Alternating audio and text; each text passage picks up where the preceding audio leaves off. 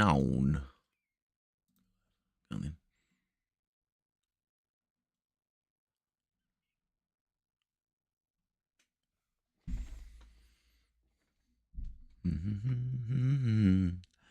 I'm officially live.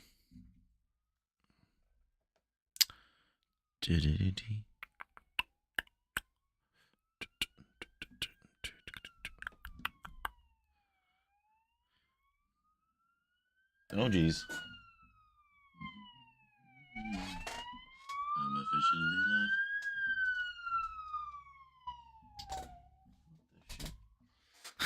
That was okay. Let's turn it down. Someone's obviously fallen over in the marathon. Dang.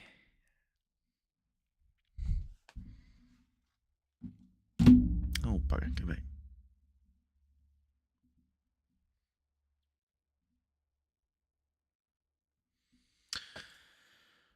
Good. Hi, Space Cat. How's it going?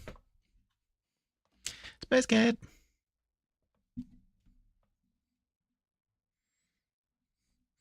I know it's like space and cats, but I feel like Space Cat is cooler because it's like a cat in space, like a catstronaut. Okay, I was going to close this down a second here. Hi, Lizzie. Thanks for joining. Oh my god, is it an ambulance? It must be an ambulance. Sorry, I'm just the oh man. There's a marathon happening outside, and the road's closed, so there's only people running on the road. But I assume the ambulance has just shot past, which means that someone has hurt themselves, which is not really ideal.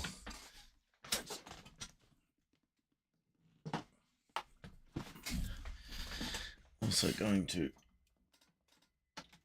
plug my phone in. Alrighty, Rooney. Okay. Start off doing what I do. I figured by the end of this, I could go ahead and submit another appeal, because that was kind of fun last time, coming up with an idea, coming up with ideas for what to say in my appeal, to twitter.com, because I am still banned. I've still had my free speech denied to me by Elon Musk.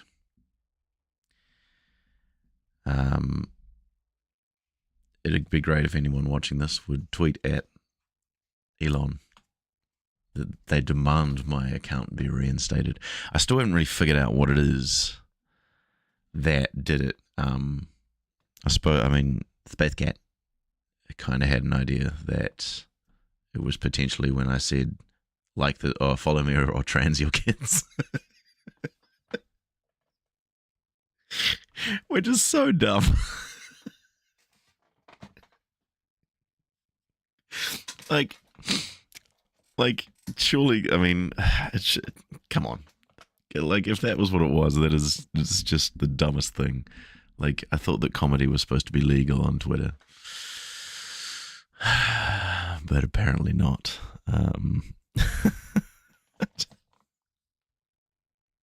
I've tweeted that a bunch of times before. In fact, when I'd gotten some what do you call them? Like viral tweets. That's usually what I put underneath. But apparently, that's a very offensive thing to say. Very, very offensive thing to say. How dare I make such a joke? As if it's possible to trans someone, to trans someone. Yeah, it's ridiculous. Anyway, I also had this I wanted to show. I found this at my parents' house. It's a triceratops, but it's also a piggy bank. And if you have money, which I have a bunch of these coins in this thing here, and you put it in, cheers up.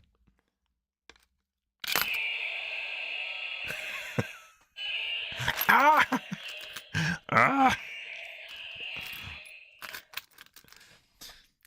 So she's going to sit over there. Here you go, Mrs. Triceratops. You can just sit there by my copy of Te Tiriti o Waitangi by Claudia Orange, which you should all read. If you're looking for a book to read, have a read of Te Tiriti o Waitangi, a history of the treaty and the signing of the treaty and all that junk. Anyway, so I found a bunch of... I went to my normal repository of... hold on, shoot. I went to my normal repository of tweets, which is Toilet Paper USA, which is the kind of the subreddit dedicated to making fun of like Charlie Kirk and all those weirdos. Just give me a second. I'm just going to resize this. A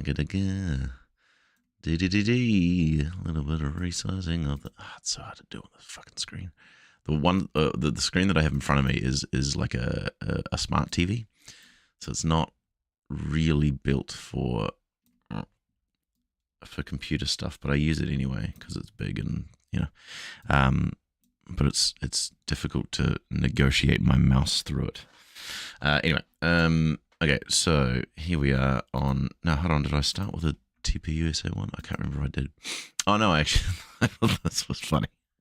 I found this first.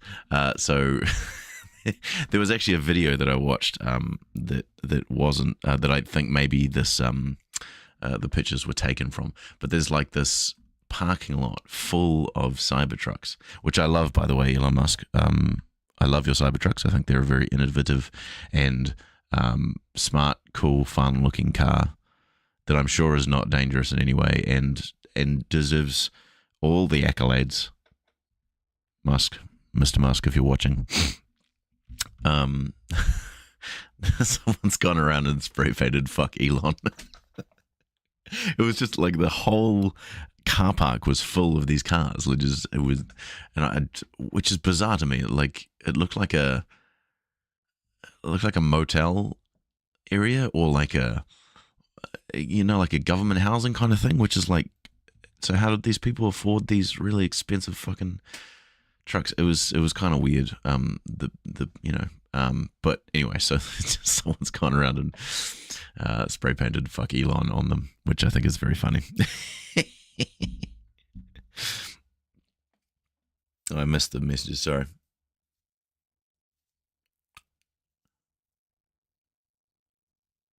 You know what?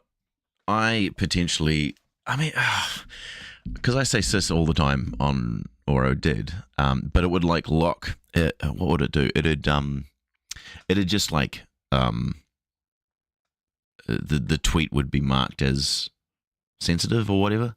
So there was no point in even tweeting it, because if you tweeted that and it would be marked as sensitive, and then and no one would see the tweet.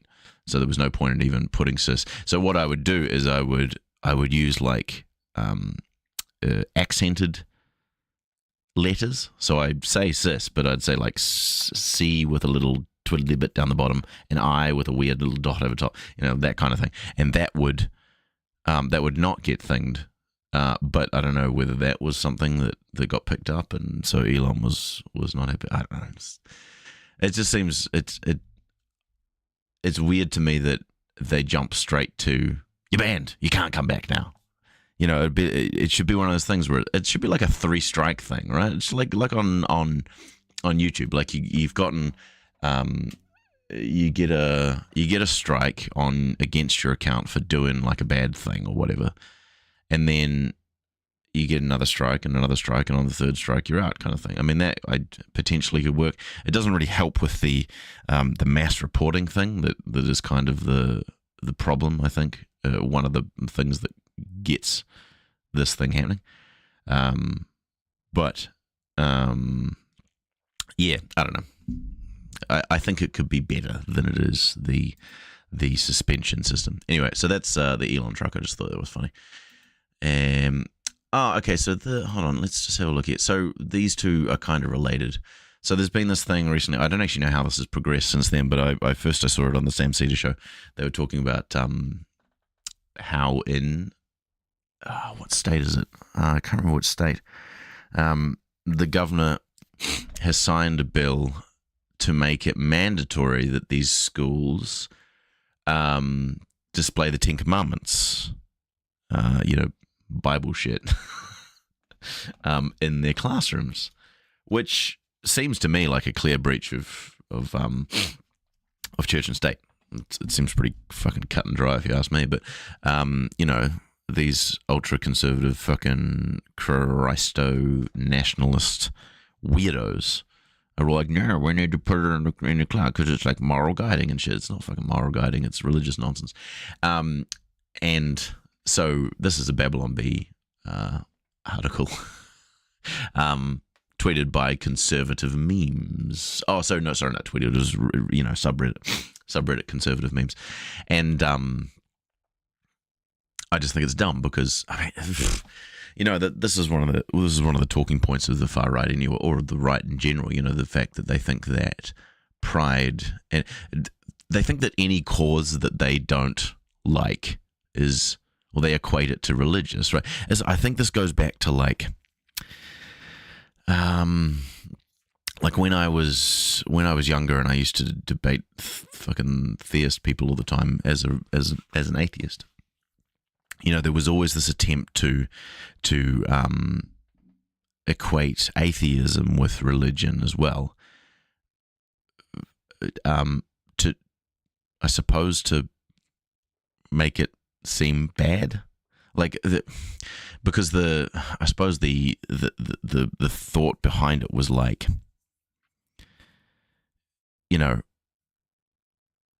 faith is bad because it's not based in reason or whatever, and religion therefore implies religion, or religion kind of relies on faith or whatever. So if something is a religion, then it doesn't have any basis in like an evidence or reason or logic or fact or anything like that. And religious people realize this, and so they tried to say, well, atheism is just as bad because it's also based on faith.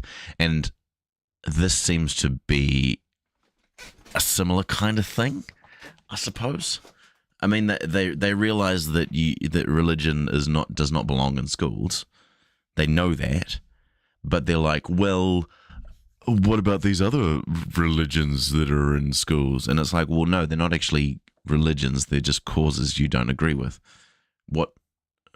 How is Black Lives Matter a religion?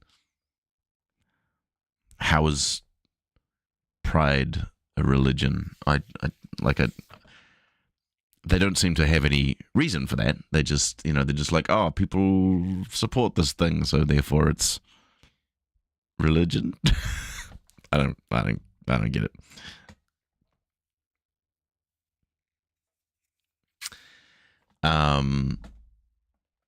So anyway, that's the apparent hypocrisy here. Today's lesson in hypocrisy from, I also don't get this, Miss Twisted Nipples. Is that I didn't know that that's a thing. Apparently that's a thing. Anyway, so keep religions out of schools, says teacher, with Black Lives Matter pride flags, in classroom. It seems like a bad ground. Shouldn't you have an and in there somewhere? Black Lives Matter and pride flags in classroom. Seems like it would be the thing that you'd want to do. You'd want to write. I don't know. Babylon Bee can't grammar. So yeah, no, yeah. I wonder what. I want to see what the comments say. What's the top one? Black Lives Matter and Pride are their religions, and they want to force it down kids' throats. These people are pure evil! ! They're trying to force it down everyone's throats. Push back at every chance you get. I am thumbs up. Here's an idea: just keep radical left teachers out of classrooms. The idea that I mean, this is just like anyone who's not. Who doesn't agree with them is the far left. I mean, it's basically that meme of, everyone who doesn't agree with me is Hitler, but they're actually doing the thing where they're like, all right, they're far left. They're far left if they support, black people and LGBTQ people. Okay, that's not what leftism is necessarily, but, I mean, you can be a right-winger and support black people and, LGBTQ people. I like this. Keep teachers like her out of our schools, like as if this is a real teacher. Oh, jeez. What is it with shoving things down our throats? I know. It's fucking weird. Anyway, so on that same kind of topic, Lauren Boebert, favorite far-right conservative.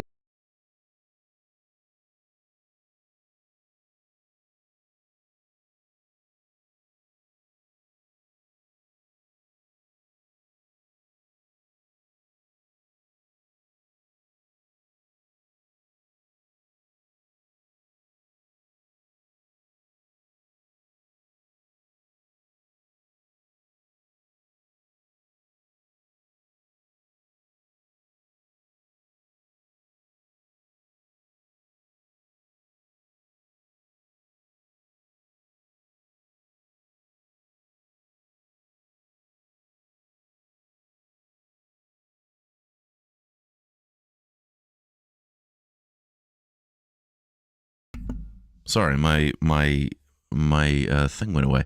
Where was I? I don't know when I stopped. I'm back. I knocked my mic. That was silly. I'll go back to the beginning and just start again. Welcome. Hi, it's me. I am back with a vengeance. Lauren Boebert, who was kicked out of a theatre full of children for while groping and being groped by her date, said we need morals back in our nation, as she demanded the Ten Commandments be placed in public schools. So this is the actual hypocrisy of this whole thing. These people, these conservative GOP, far right. We could say far right for. I mean, they're definitely far right, but like, whether this extends to other weirdo far right people. I mean, they tend to be pretty fucking amoral as well. But we're talking specifically about the GOP here. They're led by Donald Trump, who breaks every one of the Ten Commandments, is not by any stretch of the imagination a moral leader or anything. And then their party is filled with people like Matt Gaetz, who is a fucking alleged sex trafficker, I suppose I should say. Lauren Boebert here, who's, been exposed for fucking, groping her date and being groped by her date in front of a bunch of children, and like vaping in the face of like a pregnant woman or something. All this kind of disgusting stuff that goes against so-called the morals that they are apparently so concerned with instilling in children.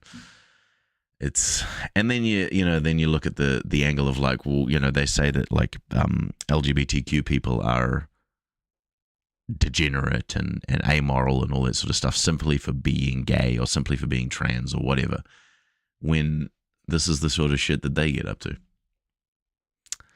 It's the actual hypocrisy of this situation. So that's the thing. I don't know about this whole Ten Commandments thing, man. It's like, oh, here, check out my new cup. It's a coconut, and it's got tea in it, and it says Malibu on the front. It is kind of a little hot. And it's good temperature. It's a good temperature tea. Good. Oh,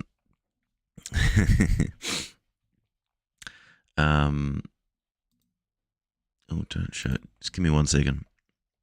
1 second.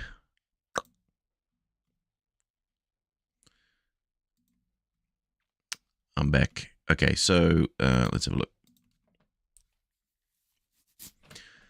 We'll get rid of those ones. So yeah, it's nonsense. Nonsense. Goodbye. Okay, so this is the one that I there's another a good subreddit that I like. called Are the Cis Okay, which is kind of an offshoot of there is another subreddit called Are the Straights Okay, and so this is specifically for like trans junk, where you can make fun of cis people for being fucking weird. I've posted on here a lot. But I don't know where this has come from, but this is obviously a thing that someone has posted somewhere, and but it kind of speaks to a larger belief amongst transphobes and transphobic trans people. I remember once I was on the Twitter, what's her face? Oh shit, what was her name? There was this trans person that I used to follow, and I would always make fun of her because she was a transphobe, and but she believed this kind of thing, that you're not trans unless you get surgery, unless you take active steps to transition or to pass these kinds of things, like gatekeeping in a lot of ways. And she, Kelly, I think her name was, yeah, and these kind of gatekeeping things where they place like restrictive standards on being trans that exclude a bunch of people from being trans. They're like the trans people who, or like her in particular, like the trans people who like climbed up the ladder and then pulled up the ladder behind them, kind of thing. And so they believe this kind of nonsense. I really think nobody should call themselves trans unless they actually had the surgery. Until then, you are just gay. Yeah, I said it. So, first of all, gender and sexuality are not the same thing. So, that doesn't make any sense. There are plenty of trans people who are straight.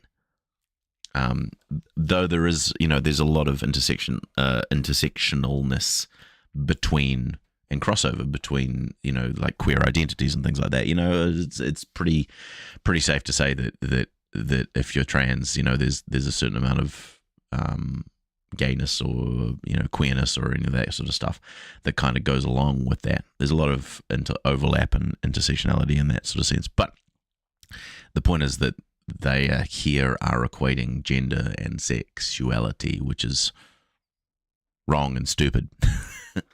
The other thing that this is like I say, is like the gatekeeping thing of like, you're not trans unless you take these steps to transition or to or to pass, which doesn't make any sense even just logically, because it's like, if you're not trans until you get surgery, then how do you know you need to get the surgery? Right? Because if you're going to start transitioning, you're doing that because you know you're trans. But if you're not trans, unless you start doing it doesn't make any sense. It's circular. Is it circular? I suppose it's circular. Where it doesn't make any sense. If you're not trans unless you take steps to be trans, then you're not going to know you're trans, so you're not going to be able to know that you need to take the steps to be trans. It doesn't make any sense. That's nonsense. The only way that you can know is because you know within yourself that you are trans, and then you can then go ahead and take steps to transition or to pass or whatever if you want to. But again, you don't need to do that stuff. That's not something that you need to do, and that's restrictive gatekeeping nonsense. That is just transphobic. It's harmful to many people, especially for like people who can't afford to transition, to can't afford surgery, can't afford HRT, all that sort of stuff. If you can't call yourself trans unless you've had the surgery, does being poor mean that you can't be trans? That seems weird, Yeah, exactly. Exactly. Yeah, it's easy. Just go and get surgery. It's totally simple. It's simple and easy and super cheap. Just rock on down to your. This is that whole thing, that whole trope of the people like Libs of TikTok and whatnot kind of prey on, as they think that you could just rock up into a hospital and be like, give me the surgery, and they'll do it. Just it doesn't work like that. Tea. All right, next. I'm glad it's just you, Space Cat. I wish more people would turn up, but whatever, who cares? It's just us, baby. Let's go. Next one. Oh, this one was kind of funny. It's just another one of these like Disney, getting upset at Disney things. We're like, I wonder where this started. I wonder where it started. It would be interesting to see what was the catalyst for conservatives hating Disney. Because, you know, if you're talking about like Disney being woke or you know, so having LGBTQ themes or having, you know, people of color and stuff in their movies, I mean, that shit's been going on for ever.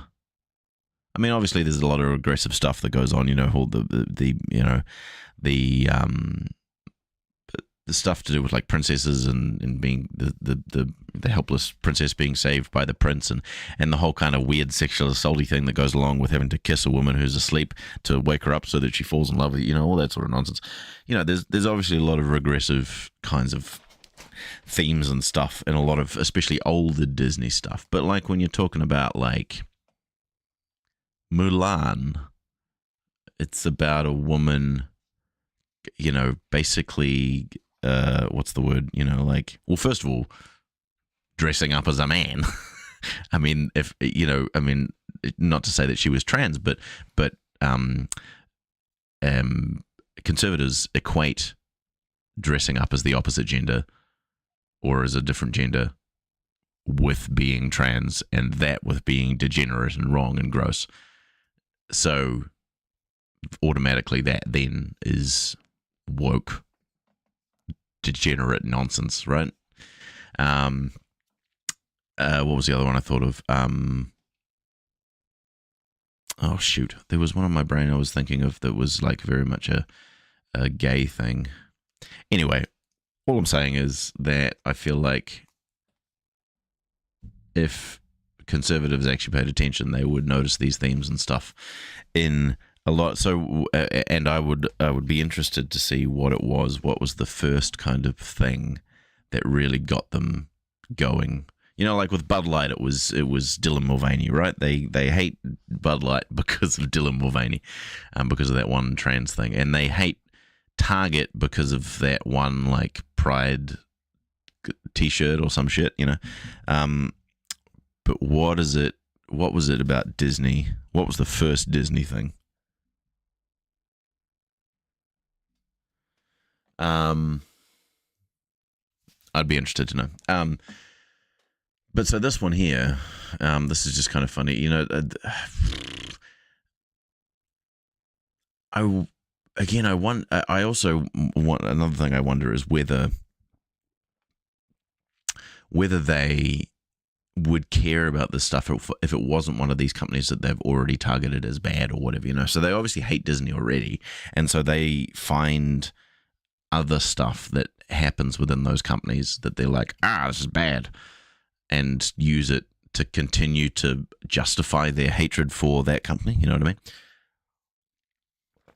Whereas if it happened in some other company, they, you know, they'd be like, they wouldn't even care, or it wouldn't come across their radar because, you know, someone like Libs of TikTok or whatever didn't pick it up and run with it. So interesting to know if that was the case. But anyway, so there's a thing here saying, I haven't read the article because I'm sure I don't care, but Disney executive caught on tape saying there's no way we're hiring a white man. And the reason I wanted to bring this up, I suppose, because I think it's funny because it's this whole, I mean, it's against the DEI thing, the diversity, equity, and inclusion thing, where I suppose these woke corporations, which is I don't understand how you can be woke and be capitalist at the same time. That doesn't make any sense to me. But these corporations have recognized that within their... No, that's a lie. I don't think that is. I mean, the whole point of these corporations is that they want to make money, right? That's the bottom line, and that's where the capitalist thing comes in. The bottom line is they want to make money. They're doing stuff because they want to make money. They're not gonna do it if it doesn't make them money. So, and that's why it's kind of stupid that these conservatives are so upset about it, is because that is their whole thing as well. They are capitalist at heart. That is their fundamental ideology. And this company is just doing what it needs to do to make more money, to survive and to thrive and to, what's the other word? To dominate within capitalist society. Because that's what they want to do. As Stephanie Sterling would say, they don't want to make some of the money, they want to make all of the money.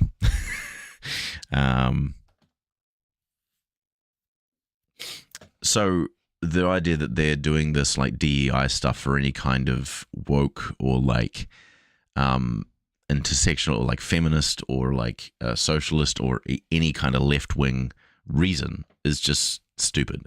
That's not what they're doing it for. But they, for better or for worse, I suppose, in this case it's probably for worse, they have recognized that within the cultural zeitgeist or whatever that exists now, that, you know, being exclusively dominated the company by white men is detrimental to the company's image, which therefore, you know, means that they're not going to make as much money. So they've recognized that, and they're like, okay, so what we're going to do is we're going to hire a bunch of people who aren't white men. And, you know, it's that kind of thing of like, you didn't do it for the best reasons, but you're still doing it anyway, I suppose. So, yeah, good job. Well done. But the idea that, you know, I mean, I don't know how long Disney's been around, over 100 years, I think, because they've had their 100-year anniversary thing. So they've been around for over 100 years. And during that time, the vast majority of, I mean, executives, definitely, and then generally, hey, Ember Wolf, thanks for joining. The vast majority of people, I'd need to look at, I mean, I don't even know if let me see. I'm going to see if I can find some statistics because I don't want to be, but to me, that makes sense. Statistics of Disney employee identity. Demographics and statistics. Walt Disney Company demographics. What is but three? Our estimates. I think this is what it is now, though. Okay, so yeah, so they're going for their diversity score, which again is just like ticking a box to make more money. It's going to be hard to find on the go. Nearly. So yeah, it looks like 51% of employees worldwide, as of the financial 2022, 50% are women. So that's kind of cool. I mean, it's cool that that's what they're doing, but also again, their motivation is just to make money. But anyway, my point is that you know, the idea that not hiring white men, and this is why I get so frustrated with the discourse surrounding. Hi, Lucy. Yay, we've got some homies. Thanks for joining. The discourse surrounding the DEI thing, I just think is wrong-headed, but the problem is that it requires an understanding and a perspective that encapsulates, you know, power dynamics, and populations and systems rather than just individual stuff, right? So it's not like in isolation. And this is why I continue to say that anti-white racism doesn't exist. I mean, this is kind of where this is getting at. This is why I continue to say this, that when you're talking about something like anti-white racism, for example, someone will say, okay, if you discriminate against a white person, or you don't hire them because they're white, or you say a disparaging thing to them because they're white or whatever, then that is anti-white racism, and that is bad. And in isolation, I kind of get it, but if you take into the context power and systems and systemic oppression, all that kind of stuff, it doesn't make any sense. If you think about not hiring a person because they're white, if a company has been hiring people for 100 years because they are white, and this is the thing, you're going to have that is why the company has been dominated by men and white men for the longest time. They weren't explicitly saying it, but they were hiring people because they were men, because they were white, because they were straight. That has been the norm for 100 years. And then when you come along and you want to change that, I mean, one of the ways that you change that is by not hiring white men. Is that racist or sexist to men? To white men? I would say no, because when you take into account the power dynamic, which is integral to racism,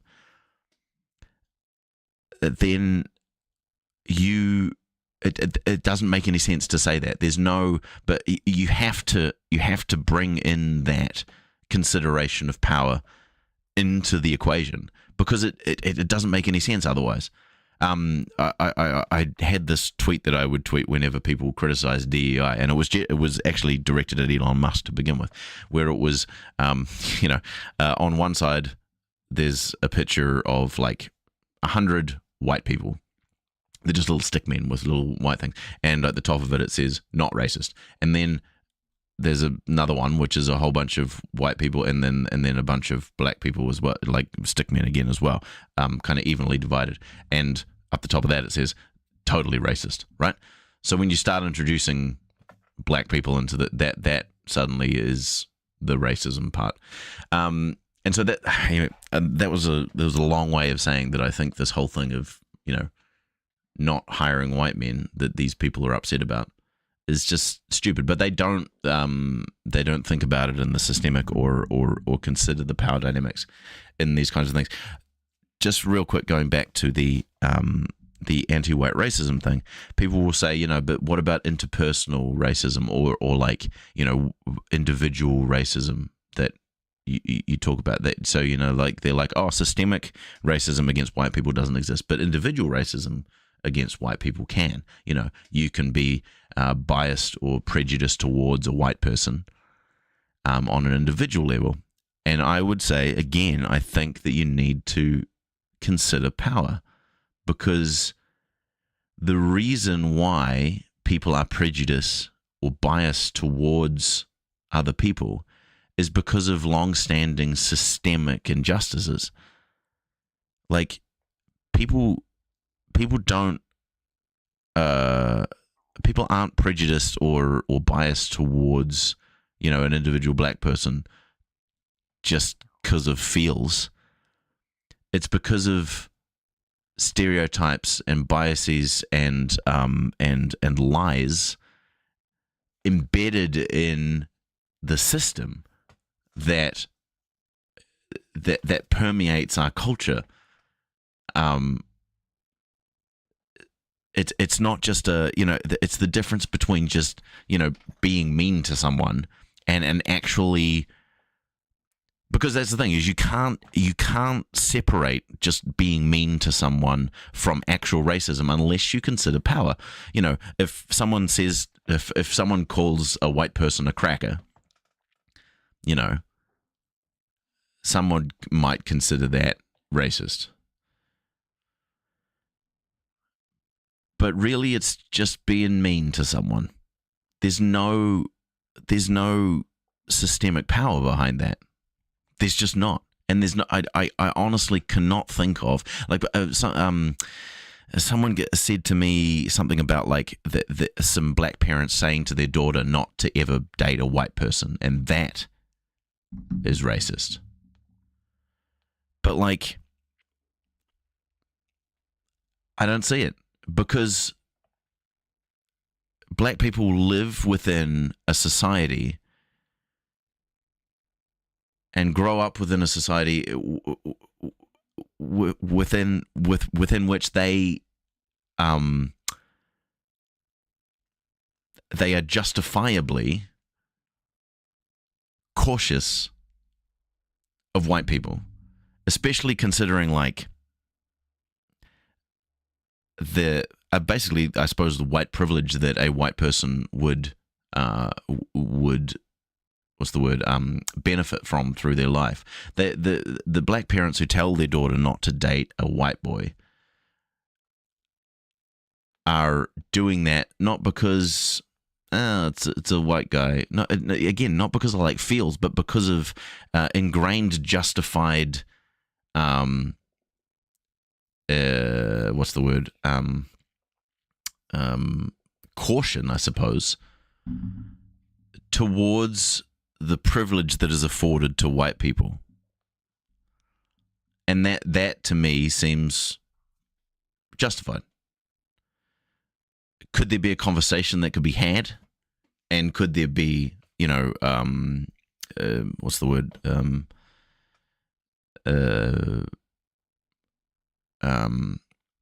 I can't think of the word. Could there be a conversation that could be had around that? Sure, totally.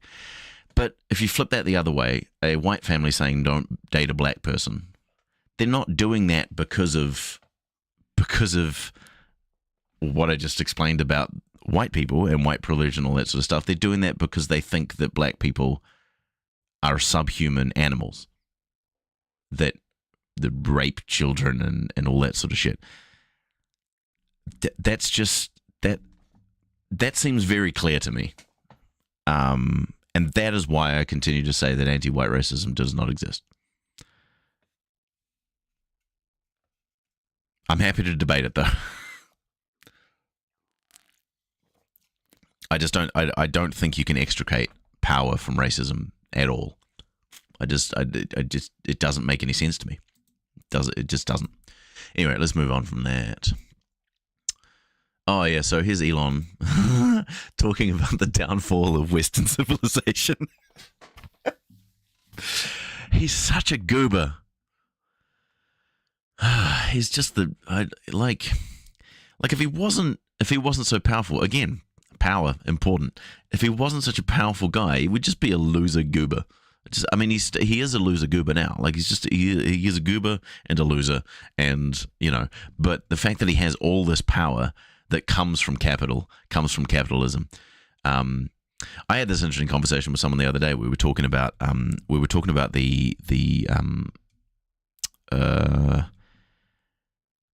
shit. What? Oh, my brain isn't working. Talking about the mistrust of authority. That's what we were talking about, and when specifically talking about like conspiracy theory stuff, and when you're talking about it's like COVID misinformation and COVID denialism and all that sort of stuff, that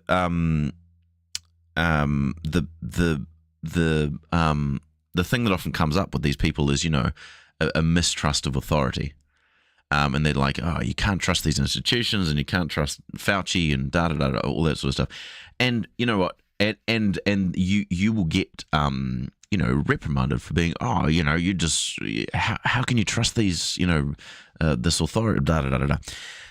And the point being that the thing that we sort of thought of is that there's a difference between an authority that has actually earned that authority through study, through publishing, articles, or through they've actually earned it by doing important and things. So like Anthony Fauci has experience as a doctor, as a scientist. He's got published articles and he's got years and years and years of experience working within this kind of thing. Scientists and people who are experts in their field aren't experts in their field just because they stumbled into that position. It's because they earned it through dedication to like a very specific thing. Someone like Elon Musk stumbled into that. He's just lucky. He didn't earn his money. It came from the fact that his dad owned a fucking emerald mine, and he leveraged that capital to, in a very kind of lucky way, choosing the right tech stuff at the right time. He was born at the right time. He was in the right place at the right time. All that sort of stuff, and he just increased his wealth that way. That is the reason that he is an authority in those senses. But the people who follow Elon Musk will be rabidly anti-Fauci, will be rabidly anti, actual earned authority, but will simp for someone like this because he's got a lot of money. It's bizarre to me.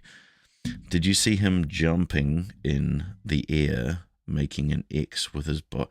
Was that what he was trying to do when he was jumping on that video that I sent to the group? Was he trying to make an X? He's so embarrassing. It's so embarrassing. Like, it might. Yeah, I mean, that must be what it is. I mean, these people think that they will just get like residual runoff from. And I mean, I suppose to some degree they are justified in thinking that. I mean, like this Doge designer guy, if he continues to simp for Elon and say things that Elon likes and praise Elon, like I've seen him tweeting these things about like, Elon Musk was 13 years old when he learned how to code from not doing anything, and then he found all the flaws in some like big, just bullshit that doesn't even have any basis in reality. But like stroking Elon's ego, Elon boosts that stuff, and these people's profile increases. So to some degree, if bootlicking works, it must be deeply embarrassing. But yeah,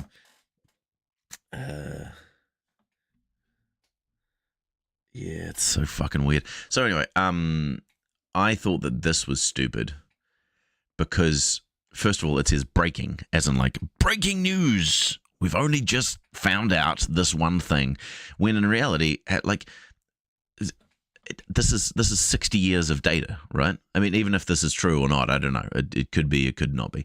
But the point is that it's not breaking news if it's 60 years of data, because we've known it for 60 years. We could see, like, even in 1975 and 1980 or whatever, you could see a downward trend in these birth rates, apparently. So, like, that's not breaking.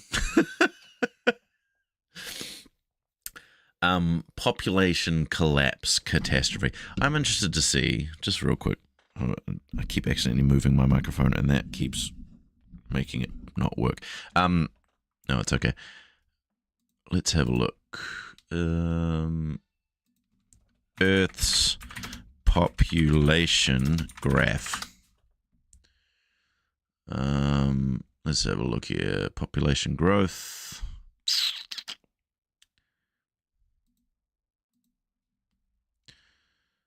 No. Oh, well, you know what? Hold on. What were the places? Yeah, no. Yeah, right. Sorry, I completely missed that. But birth rates are going down in the US, in Australia, in the UK, Canada, Italy. Population catastrophe. Those are all places where white people live and dominate. Italy as well. I mean, that's pretty fashy, yo. I mean, Italy's not fashy, but Or maybe it is. I forget. Maybe they've got some fascist shit going on at the moment. But like, that's where Mussolini came from. Oh no. Good tea. So yeah. So it's just funny that they only include the white people places there because this is what I was about to say. I guarantee that I'm pretty sure that the world's population is steadily increasing, but those are the wrong kinds of people. Oh, look at that. You can even current world population. Look, it's increasing. You can just watch it. You can just watch it ticking up. Births today. There have been 181,520 births today. And as you can see, well, that's interesting. Look at that. Would you look at that? If I just over here, where am I? There, here. You can even see. Okay, so you can look at today's births and the year's births. And so we've got 181,000 births today.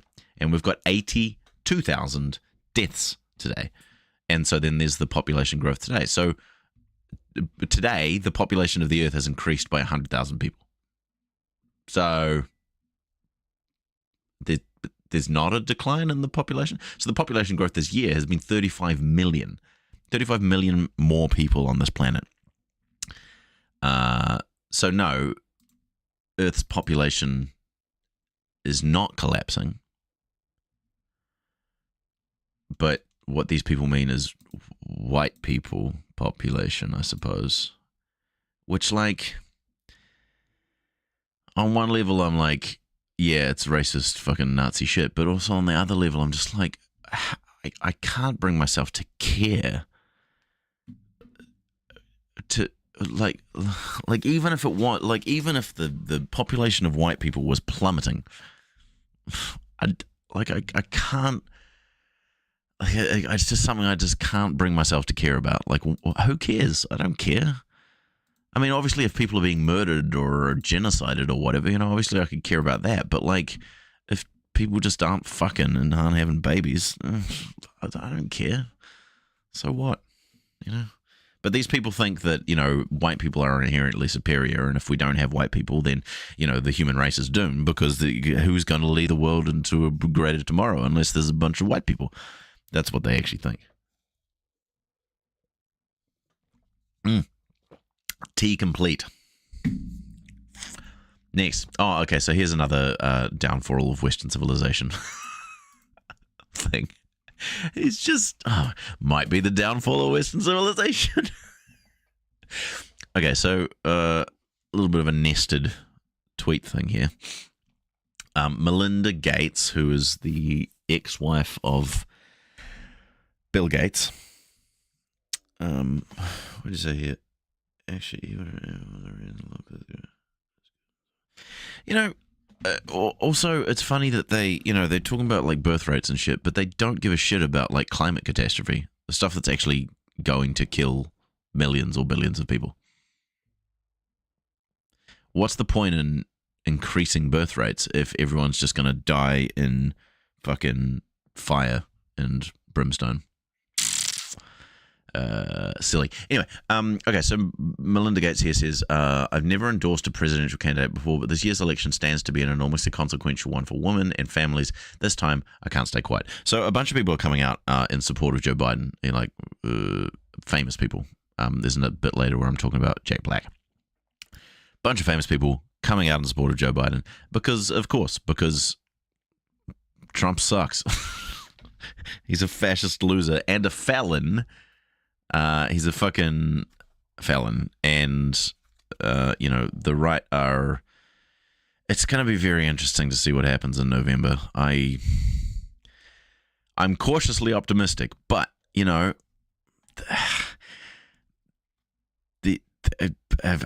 2016, man, like you get your hopes up and shit like that happens.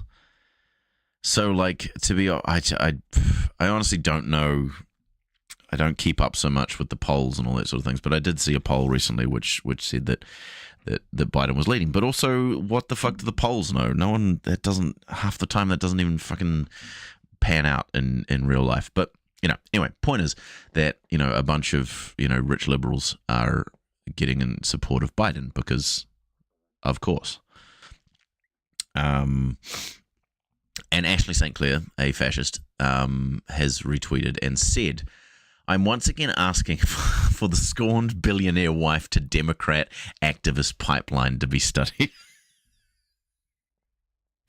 Just like, I feel like, I don't know, sometimes I hear people say stuff that I believe was clearly, is clearly like leftist rhetoric, which is then,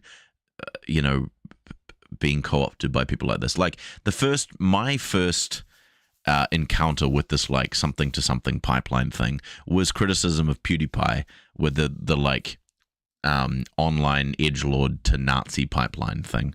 That was my first kind of interaction with that kind of language. And, it's safe to say that potentially that's just me. That's just, I don't actually know where that turn of phrase came from. But when I see stuff like this, I'm like, this is obviously just fascists like seeing stuff that's popular from the left and co-opting it themselves without actually understanding the thing itself.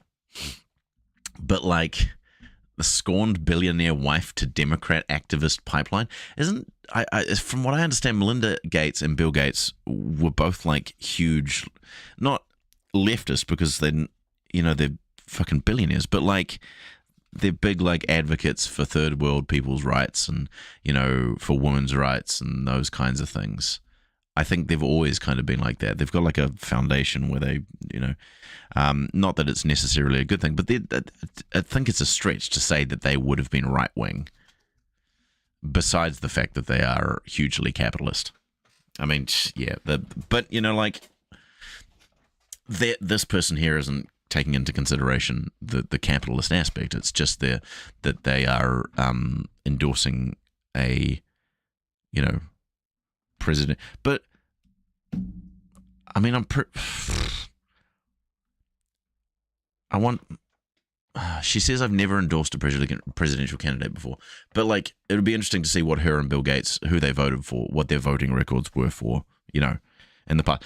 Obviously, like, you could see that billionaires aren't going to vote Democratic because they want to keep their money, so they're going to be like voting for the party that gives them tax breaks and shit like that. But again, this is not something that this person is taking into account. They're just thinking, fucking woke stuff. It's a very shallow interpretation of the thing. So that's what. Speaking of shallow interpretations. Well, that's what she said. That that it's Melinda's about to spend so much divorce money on getting Joe Biden elected. Yeah, so like stupid thing to say, but then even stupider, Elon comes along and says might be the downfall of Western civilization. Like the idea that Joe Biden getting fucking reelected is going to be the downfall of civilization is just like I wish it was a parody. I wish that Elon Musk was self-aware enough to realize that he's said this thing about the downfall of Western civilization so much that like saying this now is just like ha ha ha, but it's clearly not because he fucking agrees with this.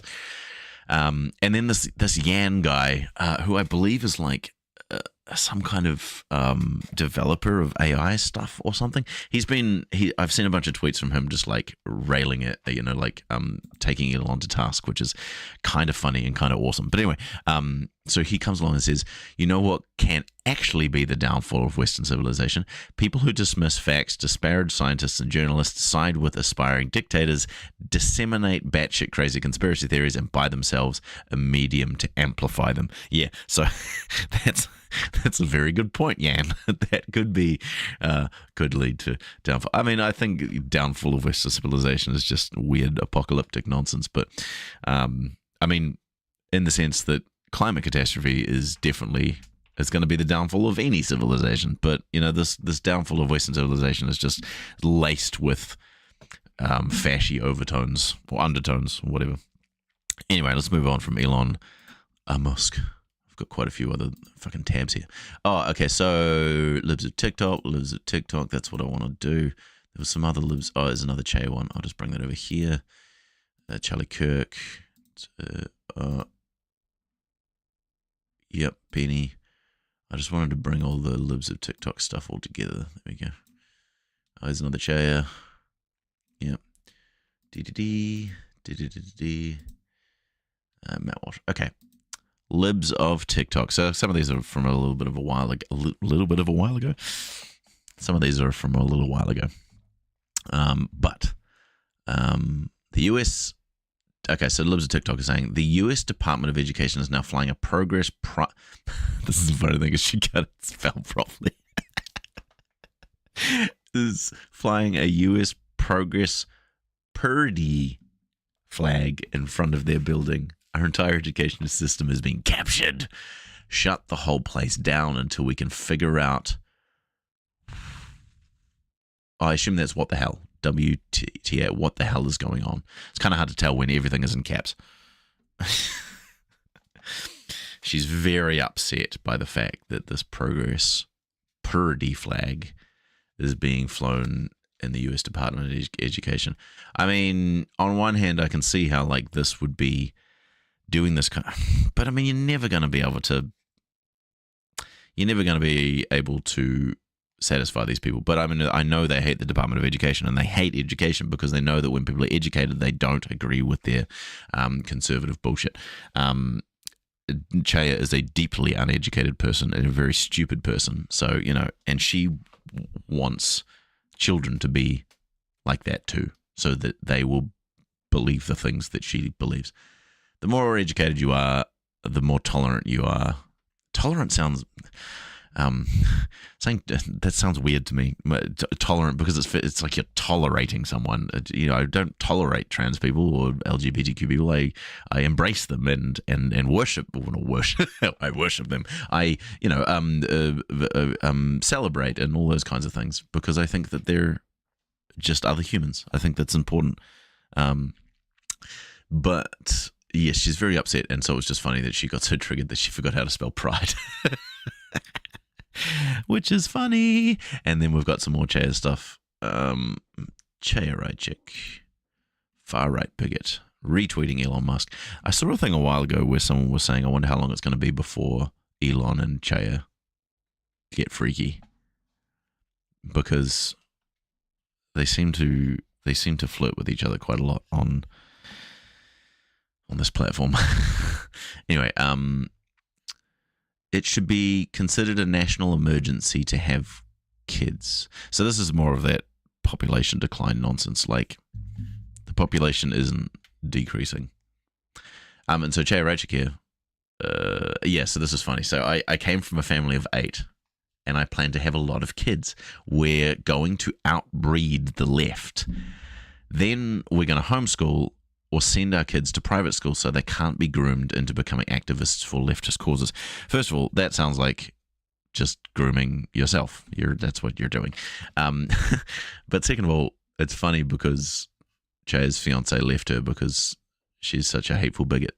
So she doesn't have a fiance, doesn't have any kids. And this made me think about it. I was like, there's so many of these people who are like childless, familyless people, whose like families have disowned them, or they haven't been able to, they don't have kids because they're such hateful, resentful people, that kind of stuff.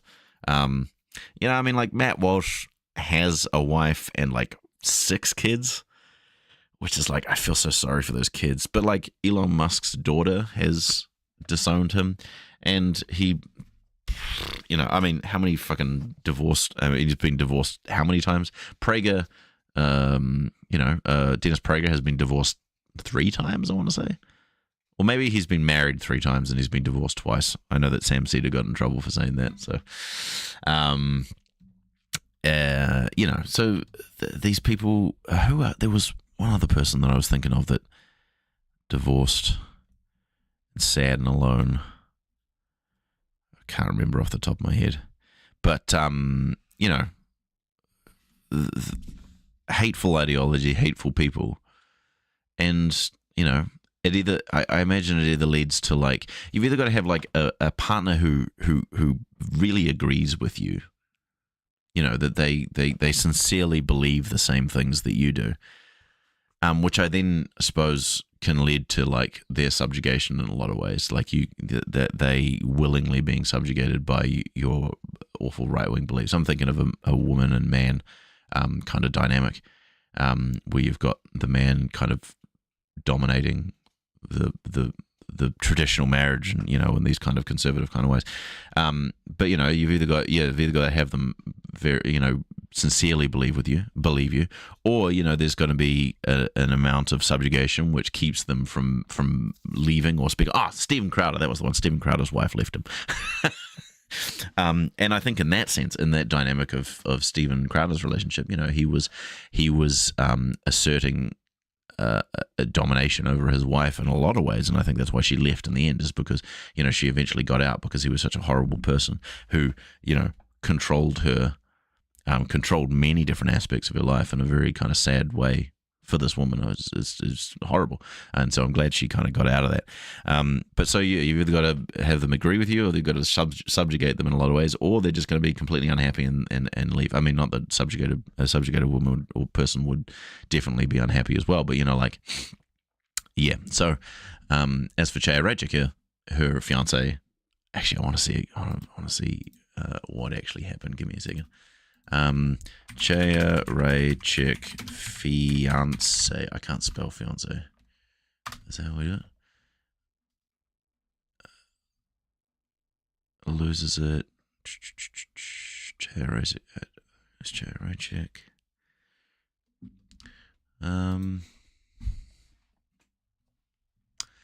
Let's have a look. Come on, work. Oh no.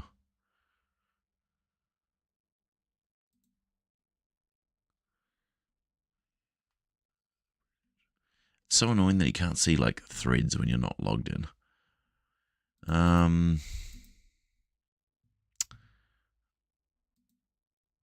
So people are saying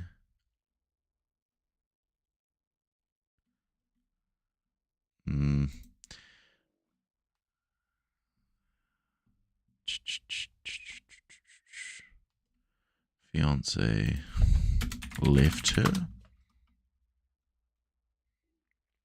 I want to get the whole story. This loser just got dumped by her fiance. How Chaya Raichik became right wing, her mistakes, sharing Hard to say.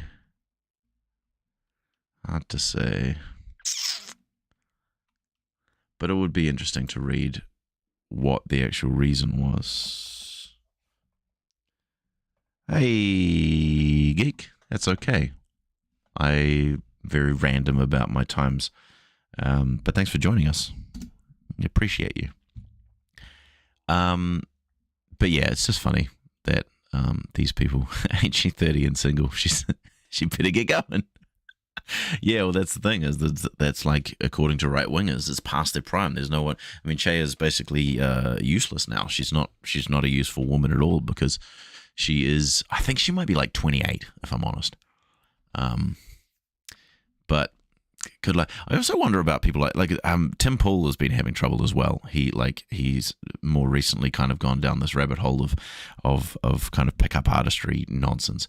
But I'm pretty sure that he's single as well and spouts a lot of the same kind of nonsense, and is going on about needing to breed to save civilization or whatever. But like I wonder about like, how would someone like this, someone who's moderately famous, who has a lot of influence and power and all that sort of stuff, how do they go about like dating or whatever? Because it seems like with Elon Musk, he just fucking forces himself upon women. There's obviously incredible power disparities, and what's the word,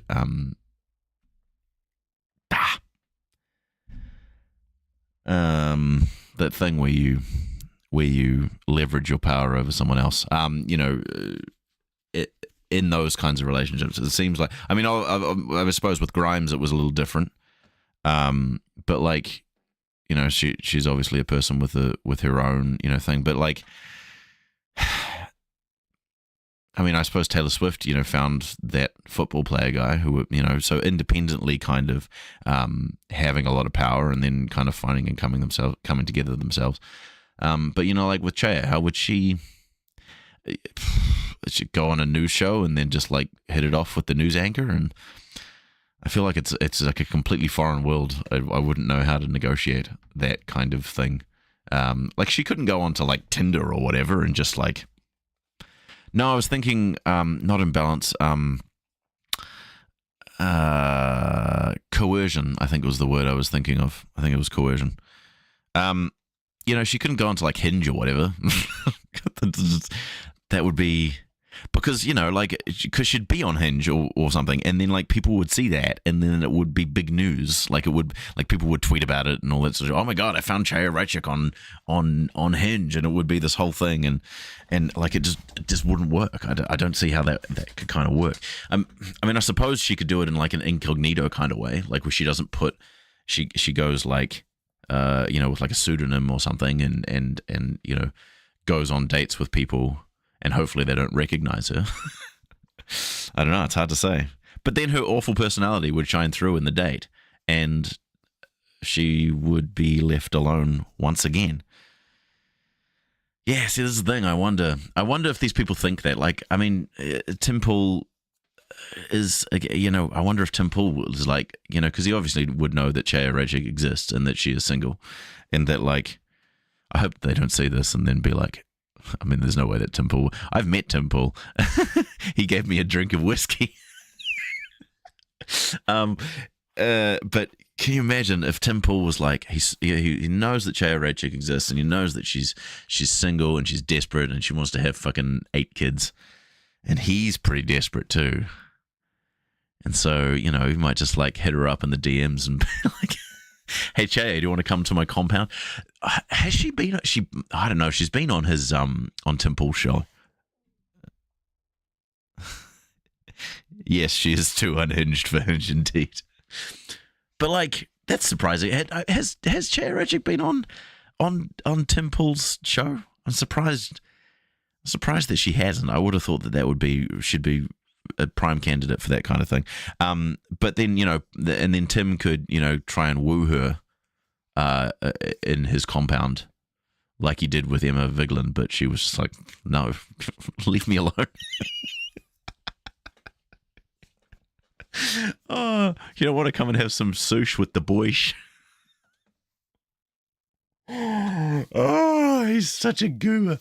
That's the problem. All these guys are just fucking weirdo goobers. Anyway, okay, so that's Chaya Raichik being single and desperate and sad. Okay, so here's Chaya Raichik being upset about Jack Black. So apparently Jack Black also endorsed.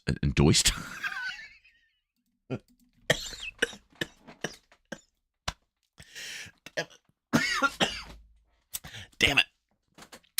Apparently Jack Black also endorsed Joe Biden. Sorry, I'm just kind of laughing at myself. Joe Biden.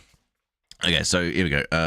This is the person who Biden brought out to campaign for him. I saw it, so you have to now. Oh, I haven't seen the video. I think someone might have linked it. Did someone link it in the comments? I got a very good comment here. This is me, Guitar Guy 12341. Jack Black is one of the most loving and wholesome people on the planet. You know you're on the wrong side when you're against him. I'm very right. Okay, yeah. Here's the video. Let's have a look.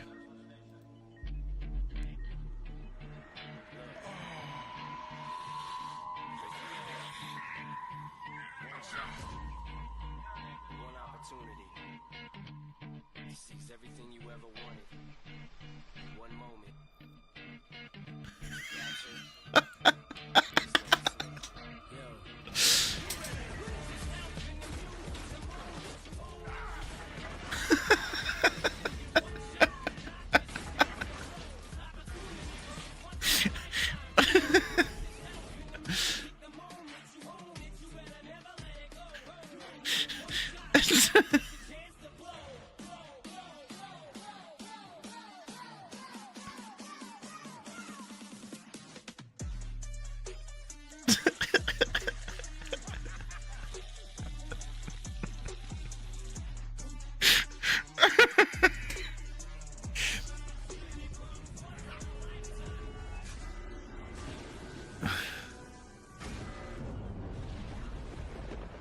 God.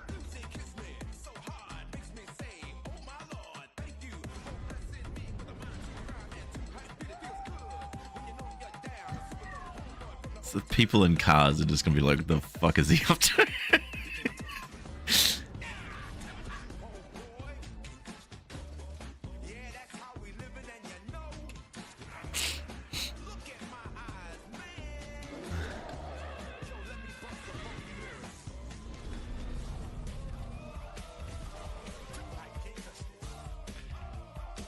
I don't understand what this has got to do with Joe Biden.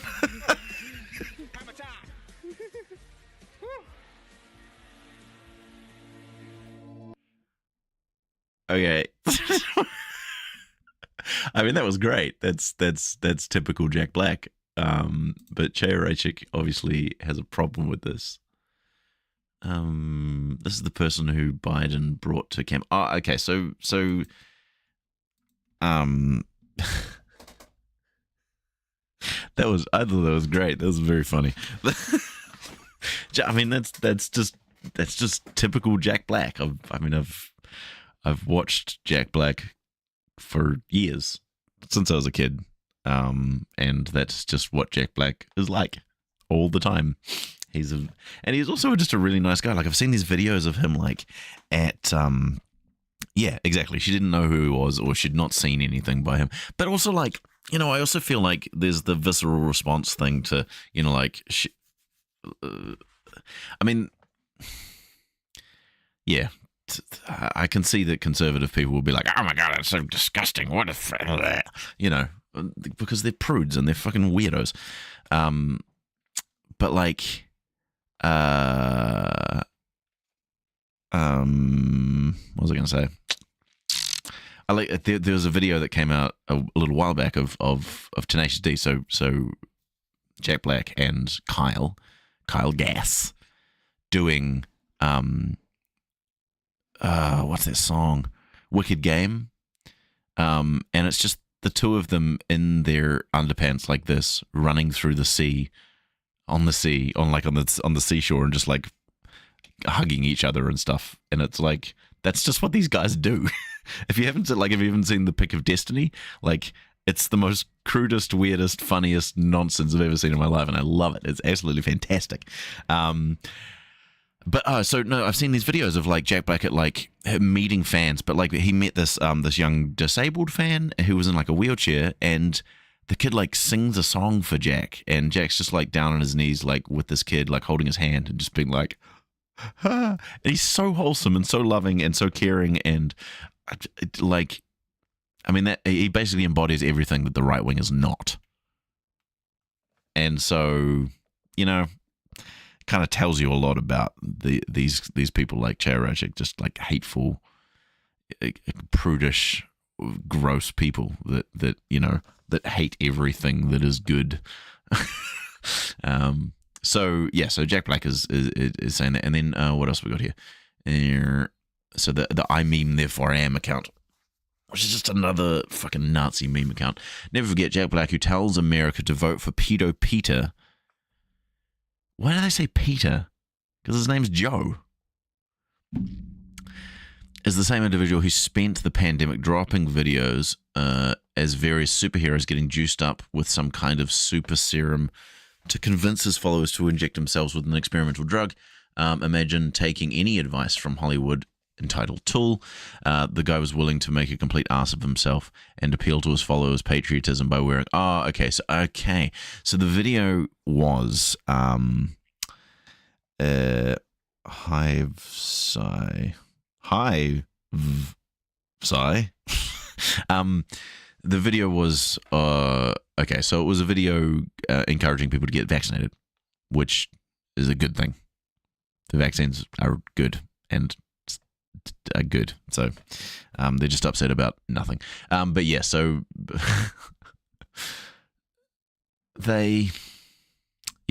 stupid. Have not seen Jack Black before. Don't really understand what Jack Black is all about. Yeah. Anyway, let's go on to the next one. Here's Chaya. I just thought this was funny because she's saying that someone is cringe when Bumblebee I like that. Thanks for joining us.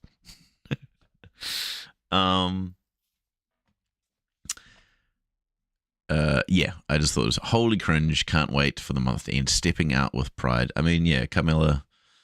It is, you know, it's that performative. This is the thing. Is again, it's like the interpretation of pride stuff. When you talk about like pride stuff being sold in Target, or when you talk about someone like Camilla here or Joe Biden or whatever, you know, coming out in support of pride stuff. When you actually do a serious critique of what's happening, I mean, she's not doing this because she supports pride people, LGBTQ people, because if she did, she would be fighting for those rights. She would be working to enact legislation which protects LGBTQ people. She wouldn't be fucking going on with, oh, cool, we'll welcome 3 people, or 4 people, I suppose. It's nice that you're listening. I hope that you enjoy my ramblings about Jack Black and his underpants. Basically, you know, it's performative allyship. You know, it's this performative wokeness, I suppose, is what the right would call it. You know, when Target does it, they're not doing it because they support LGBTQ people. They're doing it because they want to make money. They're trying to market to the widest range of people that they possibly can so that they can make money. That's why Target does that. And this is what, you know, Democrats here are doing this, I suppose, again, to market to the most people so that they can get votes. They know that, you know, they need to market to world-class champion trans sailor. That's rad. Rock on, world-class champion trans sailor. You might say that they're transatlantic. Sorry, that was bad. Yeah, okay, so again, she's not doing this because she actually supports LGBTQ people in any kind of substantial way. It's all performative, right? So that would be an actual critique of you know, Carmella's performative allyship. But then Chaya's coming along and saying, cringe. Fucking talk about cringe, man. Jesus Christ. Like, Chaya's the most cringy, ridiculous person. Yeah, and so this person, the post here is referring to this video where someone asked her to define wokeness, and it was glorious. It's so funny. Every time someone asks one of these fucking weirdos to define what wokeness is, they can't. They just stumble and go word salad nonsense. It's very funny to watch. Here's Jay Rajik again. Climate specialist. I have a message that can help save Democrats a lot of time. It gets hot in the summer. It happens every year. It's hot. In a few months, it'll be winter. And then it'll be cold. This cycle happens every year. Thank you for coming to my TED Talk. You fucking moron. Like, it's just the same, like, confusing weather with climate thing again. Like, it's snowing outside, therefore climate change isn't happening. That's so dumb. The average global temperature has been rising steadily over the last how many ever years. And that is bad for the climate because you get more extreme weather events. You get hotter days in the summer. Like, we're getting some of the record hottest. Hold on, just let me go here. Record. If I just type in like record heat summer US. Extreme heat kills hundreds, millions more sweltering worldwide as summer begins. So it's not just normally hot; it's extremely hot. 86 million people under heat alerts. New Delhi records hottest nighttime temperatures. Balkans hit temperatures around 40 degrees Celsius. 40 degrees. That is ridiculous. What do we got here? Record temperatures in recent days. So, you know, causing hundreds, if not thousands, of deaths across Asia and Europe. So people are dying because it's so hot. in places. And, you know, when you talk about maybe having like underdeveloped areas where people can't afford to, you know, to mitigate against extreme temperatures, then, you know, people are going to die from heat stroke and things like that. And so it's not just that it's hot in summer, Chaya, you fucking moron. It's that it's hotter than it's ever been in summer, and that's killing people, you fucking moron. Yeah, evolutionary biologist. Hi, Stephanie Helms. Welcome to the chat. Are you the transatlanticist? Sorry, I'll stop doing that. I thought it was a funny joke. Thanks for joining, guys. It's nice to have you here. Okay, so yeah, Chaya Raichik, fucking moron. Do I have any more from her? No. Okay, so this is tooting my own horn in a way because I posted this on the Toilet Paper USA subreddit. One of my favorite subreddits. Good subreddit.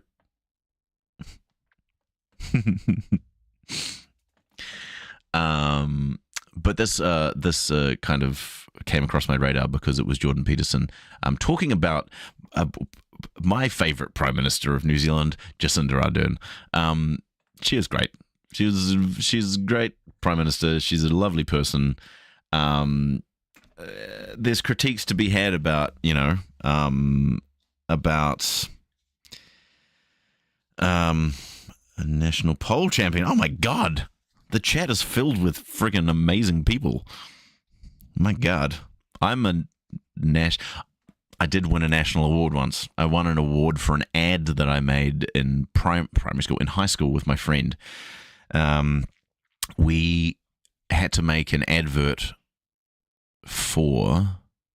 It had to make an advert for a political campaign, and I made, with my friend, we made an ad for a ginger president. And it was 30 seconds long, and we won the national award for it. So that's my claim to fame as a national thing. Not really as cool as international sailor or pole champion. But, you know, kind of cute. I got to be on national TV, so there was that. Anyway, so this is Jacinda Ardern. For those who don't know who she is, she was our Prime Minister for many years here in New Zealand. She was a fantastic Prime Minister. Like I say, there's plenty of critique to be had of her, and plenty of critique to be had, you know, of any kind of centrist liberal sort of person, politician. But besides that, I think that she did a pretty fucking good job of handling COVID here in New Zealand, of handling the ways that the various things to do with lockdowns and vaccines and all that kind of junk. Because of that, the far right here in New Zealand freaked the fuck out. And also that, you know, she kind of had a bit of a thing is, if you never have a soul in the first place, you don't really know what you're missing. So, you know,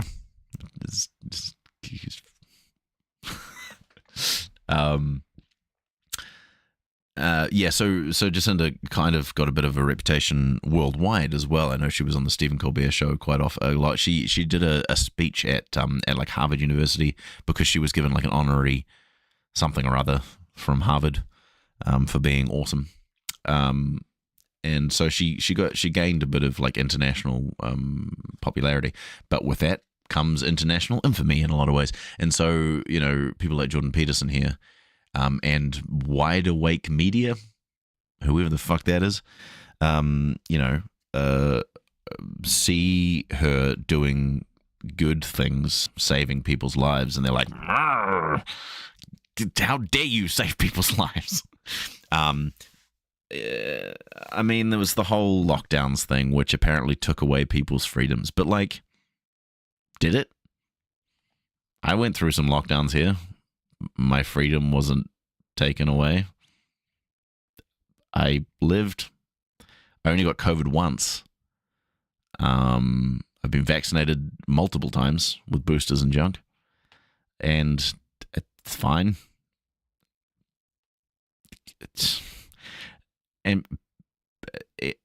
No one after, I saw this thing the other day where people were talking about, like the lockdowns were supposedly a precursor to continued authoritarian government control, but that hasn't happened. So the thing that these people were so upset about for 2020, 2021, 2022 or whatever, it didn't happen.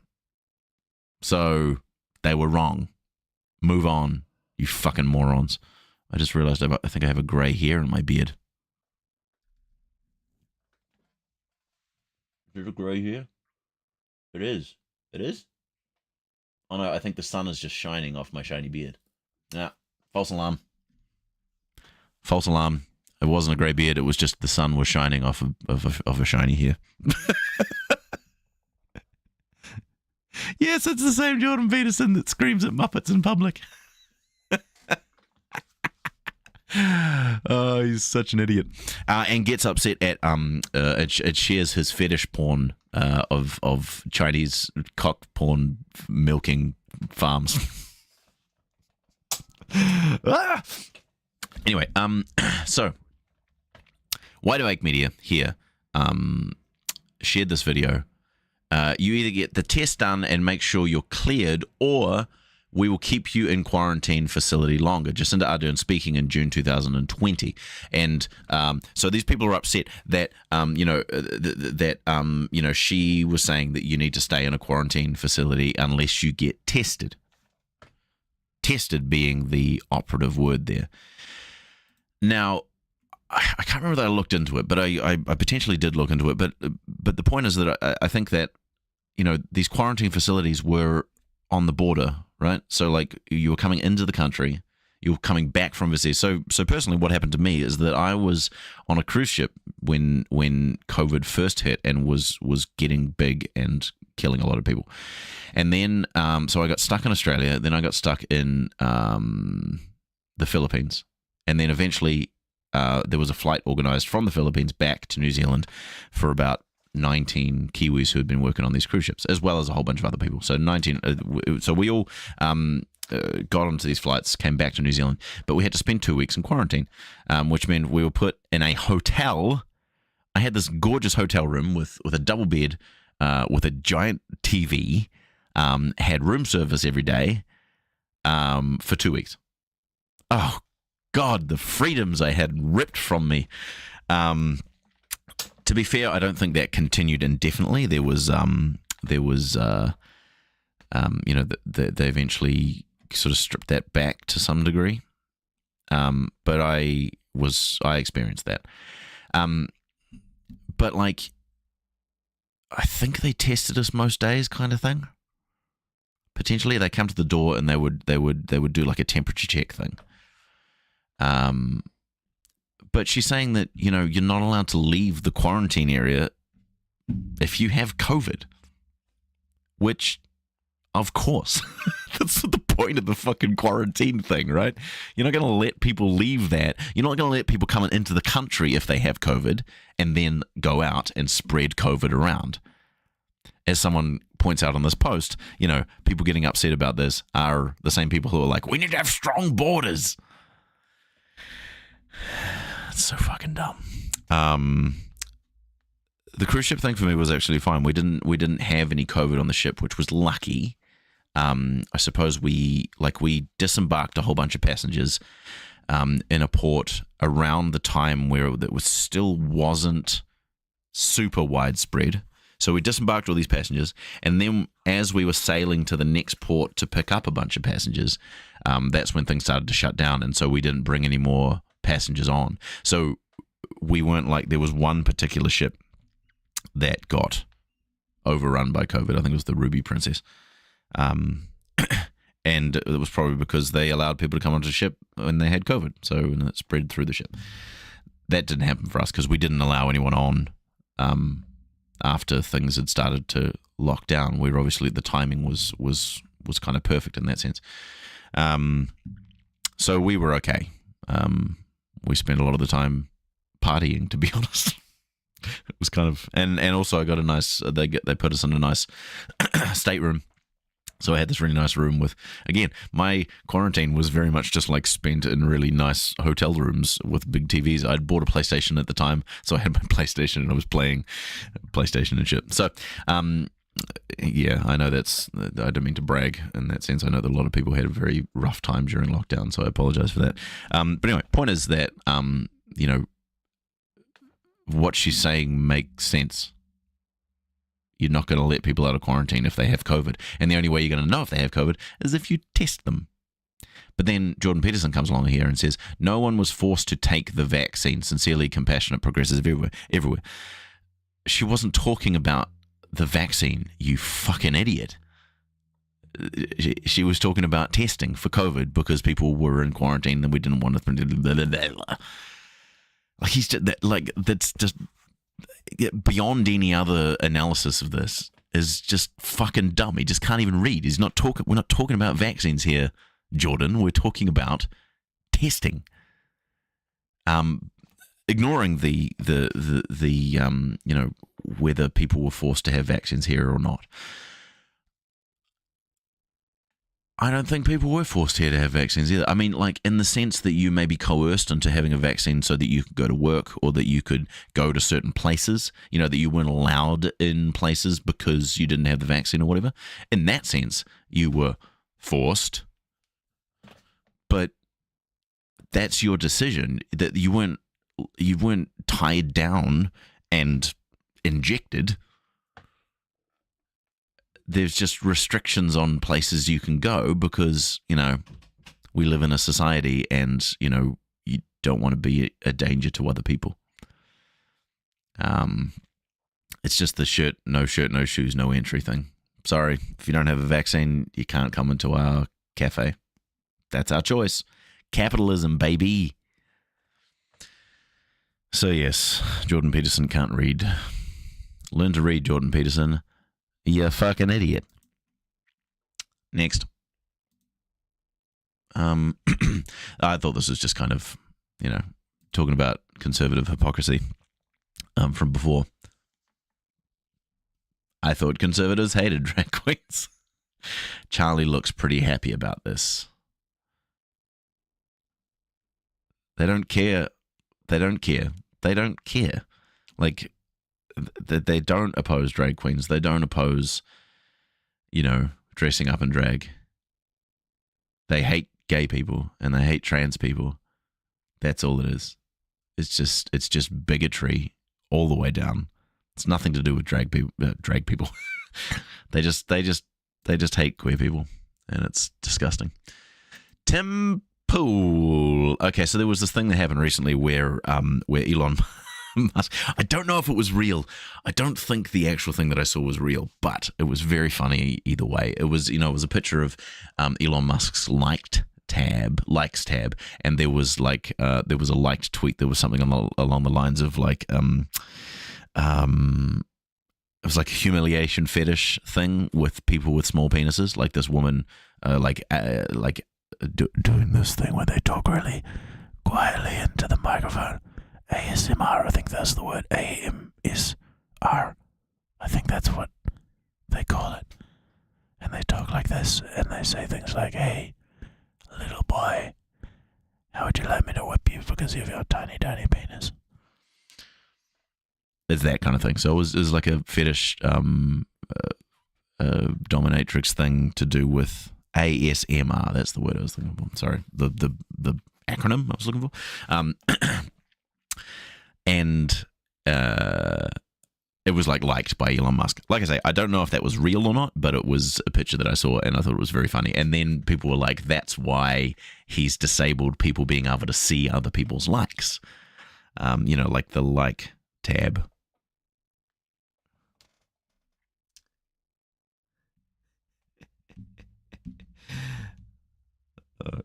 Oh, jeez. Okay. It's a Toilet King too. So was it real? I'll do that thing. Chat, is this real?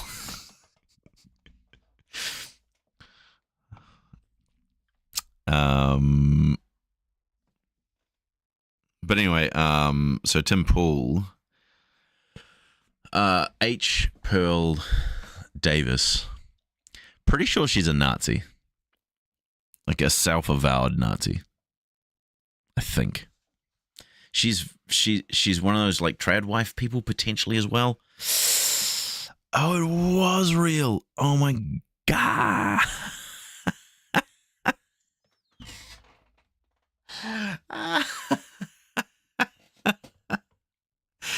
That is the best thing I've heard all day. Oh, Elon. That's hilarious. Okay, hold on. I've got to look this up. Look it up. What if I just type in, why did Elon Musk get rid of likes? Here's why Elon Musk made likes private on X. Look at that photo. I don't know how it works. Nah, this isn't going to be good. This is not what we want. Why is Elon Musk taking away our ability to snoop? Embarrassing. Here we go. Oh, jeez. Go away, ads. Jesus Christ. The embarrassing reason Elon Musk is hiding likes on X. By burying this feature, the platform's owner has made it easier to obscure his mess. I wonder if they're actually talking about the thing there. Planning on eliminate. Latest plan. Site's most famous feature is one set in motion. Soon, likes of post will be anonymous to all but the person who sent the post and the person who is pressing the like button. Musk and his engineers say that the update is a matter of encouraging free expression, important to allow people to like posts without getting attacked for doing so. She had to put her account up. Oh my god! Yeah, of course she did. For fuck's sake! Talk about free speech. Jesus Christ! The latest is important for not getting attacked for doing so. Talk about people getting attacked for doing so. I mean, like, one of the most. This is why it's so important to consider power in these kinds of discussions, because, like, when you're talking about someone like Elon Musk, and I used to talk about this all the time when I was doing, like, anti-feminist content, like dealing with people like Sargon of Akkad and Bering and stuff like that, and you talk about dogpiling, right? So in the sense of, like, you know, dogpiling a person, I don't even know if that's possible for someone. I mean, it's definitely not possible for someone like Elon Musk. I know personally, like, when I was operating on Twitter. Still waiting to get my account back. Please, Elon, give my account back. Thank you. When I was operating on Twitter, like, I didn't notice any dogpilings, even though people tried to. They would do that thing where they ask about, like, the crypto wallet or whatever, and so it would, like, spam your timeline or your notifications or whatever. But, like, I wouldn't even notice, because at a certain point you just get so many notifications that you just have to ignore it. The only way that I could reasonably, like, engage with any of my tweets or, like, comments or anything like that was to go through my timeline, look at the things that I had tweeted, and then look at the comments underneath. Because if I was on my notifications, it was just constantly going past. And so there's just no... And I didn't have a very big account. I had like 16,000 followers. Someone like Elon Musk is not going to see... And so, like, when people would tag me and stuff, like, I wouldn't see it. And it's not because I wasn't, but it was difficult for me to be able to see that stuff because of, how that kind of worked. So the idea that someone like Sargon of Akkad or Elon Musk or whatever could be dogpiled, or attacked or whatever. I mean, I suppose if you're talking about, like, maybe being featured on the news or something like that, and people you like disparaging their reputation or whatever, someone, if they did, like, a news article was like, comes out that Sargon of Akkad was a pedophile, and on the national news, and then this guy's reputation is good, but there's still all of his followers are going to be fucking, like, dedicated to him anyway, so it's not really, but all I'm saying is that if you don't consider power in that discussion, then it's just one person or another person attacking one other person and another. That you can't analyze this kind of thing without considering power. And so, in the sense that Musk is talking about, like, people being attacked for, like, he's so fragile. Like, the fact that he's so powerful and yet such a fragile little man baby is ridiculous to me. Anyway, I want to see if there's, but yeah. So on the other hand, I mean, just being said, Hivesai here in the chat, just saying that, the person who was the tweet that he liked, that was like the catalyst for this, got dogpiled and then had to private their account and stuff. So, like, what the fuck he's talking about? It doesn't. I don't know if it goes on to talk about that thing. Oh, there's too many words. I hate reading. It's the worst.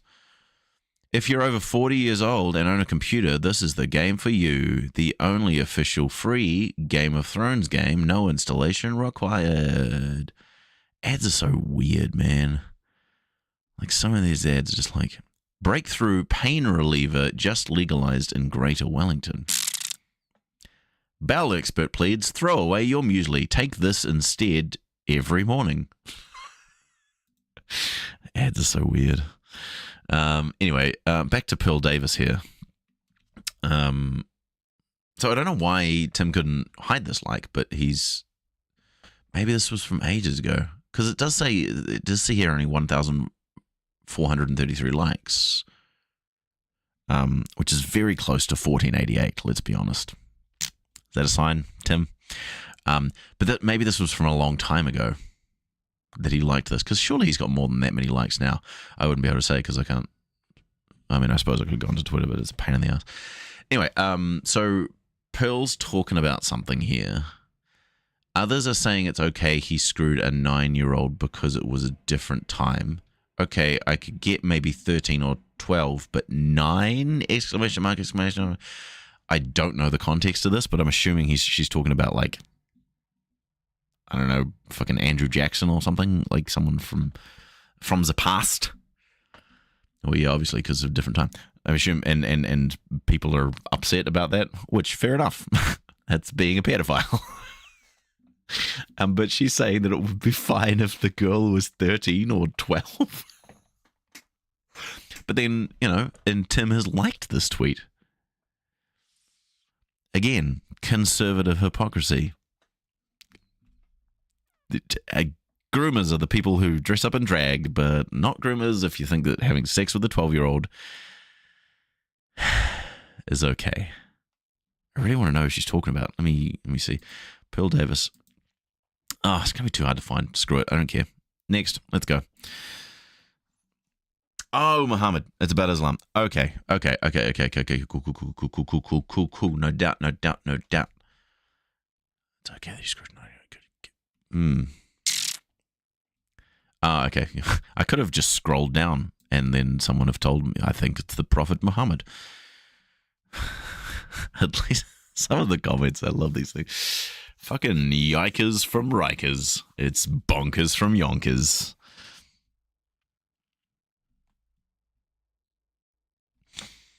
Okay, cool. That's enough of Tim Pool and Fashy Lady. Okay, so I got a bunch of ones about Charlie Kirk. Oh, there's one real quick about Jack. Oh no, Charlie Kirk.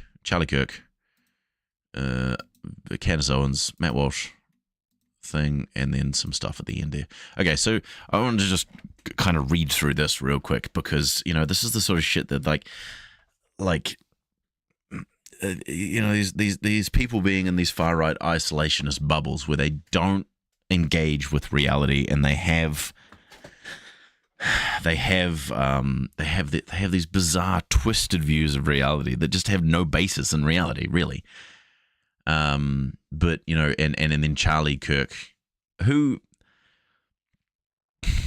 I just don't understand how someone like Charlie Kirk can be in a position that he is and actually believe this stuff. Like, it seems to me that he must be lying. But also, he could just be real fucking stupid. But like, his excuse is either he's lying or he's stupid. Those are the examples. To quote some more news. And it could be both. It's hard to say. But I mean, the thing is that he's pandering to his audience, right? So because these are the people and these are the things that they believe, and he's pandering to them to reinforce these things within his audience. But they're just not even true. None of them is true. So let's have a read here. So what about you? I like how this person says, what about your lies, Charlie? Yeah, Charlie lies all the time as well. So, if they will lie and tell you the videos wait, hold on. If they will lie and tell you the videos very clearly showing that Joe Biden is extremely old and senile by calling them deepfakes, just remember that they also... Okay, so apparently people are trying to... No, I've not met Charlie Kirk. Charlie Kirk was... I met Jack Posobiec. I met Jack Posobiec. I met Blair White. I met Lauren Chen. I met Tim Pool. I met Andy Ngo. I met John Lennon's son. They were all at this Mythsis Milwaukee thing that I did a talk at, or not a talk, but I was on a panel of with my friend Christiosity, who's the best. I had the dolphin fetus thing. That was so fucking good. It was oh my god, that was so good. It was weird. I was watching that video and the comedian that was on that. And it confused me because I saw it on the Sam Seder show, right? And Sam Seder is on Bob's Burgers, and the comedian who did the dolphin fetus thing, he sounded like Gene from Bob's Burgers, and I had it in my brain that he was the guy who did the voice for Gene, but like Sam didn't seem to know who he was, and I was real confused. It turns out he's not the person who does the voice for Gene, but he just very much sounded like he was.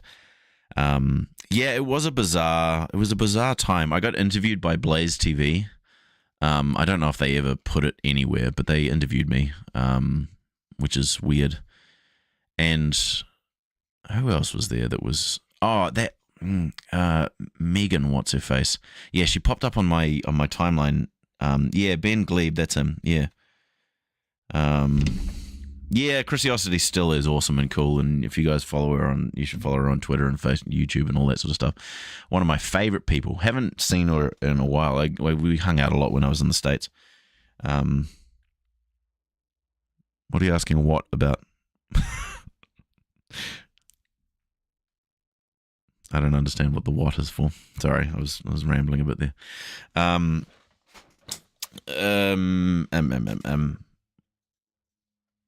Anyway, so Charlie Kirk is upset because people are saying, I suppose, that Biden is not old. I suppose... Are people saying that Biden's not old and senile? I mean, even... Oh, yeah, I did get interviewed. Yeah, it was... Like I said, it was weird. It wasn't by, like, anyone. There was just, like, a guy, and he videoed me and interviewed me on a bunch of stuff. He was a right-wing weirdo, and, you know... If anything, it would have been on Blaze TV, but like behind a paywall, like 7 or 8 years ago. It was like 2015. I played Mario Kart with, Megan, what's her face? She's like, Megan, It was weird. Oh, and I got dogpiled in real life by Sargon of Akkad. It was bizarre. Because like him and I were talking a bunch, because he knew who I was, because I made a lot of videos about him, and he knew who I was. And then we were at this thing together, and we talked a bunch, and it was bizarre. And fucking what's his name? His name's Jeremy, and he peed in his basement. Him and I, we smoked weed together. It was bizarre. But yeah, no, me and Sargon hung out a bunch, and he wanted me to take the political compass test, which I did. And then we ended up we were like arguing, basically. Well, you know, like arguing reasonably amicably to begin with. But people were also drinking a lot. So, you know, things got a little heated, and eventually, like, it was him and a bunch of his friends, the Quartering. That's him. Yeah, the Quartering. So it was him and a bunch of his friends, or a bunch of his followers, like, you know, like hanging around him.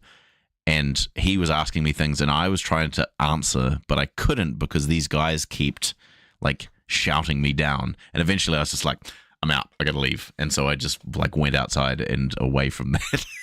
It was, like I said, it felt like I was being dogpiled in real life. It was bizarre. Yeah, the Quartering.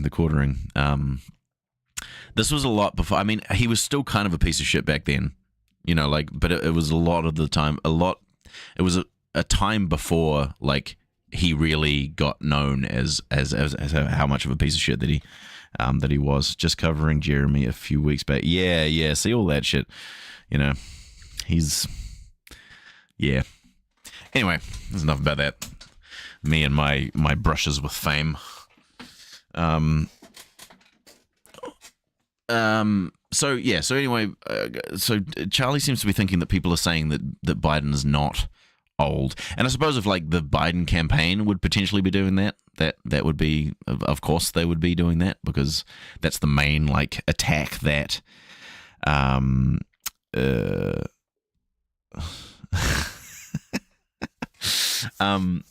you know, that's the main attack that the Trump campaign have against Biden, is that he's old and senile, but also on like drugs, and also you know, is super powerful and wants to take away your guns and shit. You know, the enemy is both powerful and weak at the same time. What's that all about? Anyway, so but he Charlie seems to be upset that people, and then some other people are saying that they're deep fakes instead of him actually being old. He's old, and yes, potentially has some senilities as well. So is Trump. Trump's a fucking idiot, and he's old. Anyway, so he's saying that, you know, if they're lying about that, then just remember that they also lied about 100% safe and effective. I don't think anyone ever said that vaccines would be 100% safe and effective. If they did, you shouldn't have listened to them, but that's not what people said. They were generally safe and generally effective in the same way that all vaccines are. In fact, that all things in life are. You know, there's always going to be a certain amount of risks. Charlie Kirk's eggs. I remember that as well. Oh my god. It's so fucking weird. Like, I don't understand how anyone operates like these people do. The way that they talk about women and other people and stuff. I don't understand. Like, it's so difficult for me to get into that mindset and try to understand what the fuck they're talking about. They lied about the border is not open. The border isn't open. I mean, people can seek asylum and whatever, but these like hordes of immigrants coming, like every time there's an election, there's always there's a caravan coming, there's hordes of immigrants coming. But on one hand, you know, the border is not open, and you know, people can't just waltz into America. But on the other hand, there should be a certain amount of compassion and understanding the fact that, you know, people are fleeing war zones, they're fleeing, you know, poverty and all that sort of stuff to come to America and try and make a better life for themselves, especially in this time when there is a climate catastrophe and, you know, people are dying from heat stroke because it's so fucking hot, hotter than it's ever been, you know, so people are immigrating, and there should be a certain amount of compassion for that. Personally, I think that people should just be allowed to come into a country. I think that that's fine, you know, but these people like to demonize immigrants and say that, you know, they want to murder you and give fentanyl to your baby. It's nonsense. Biden needs Congress to secure the border. Oh, I think what they're saying is, okay, what he's saying is that Biden has said that he needs Congress in order to secure the border. When Charlie Kirk is saying, well, he doesn't actually need Congress to do that. It doesn't matter. The border is secure anyway. So, you know, yeah, the whole boat with the battery thing, that was funny too. Jesus Christ. Big MIT thoughts. He's got the biggest brain. Oh, the brain on that man. It's bigly brain. The laptop was Russian disinfo. So the Hunter Biden laptop, I think we're talking about. I think he's mixing up things here. I don't think that the laptop being misinfo is a thing.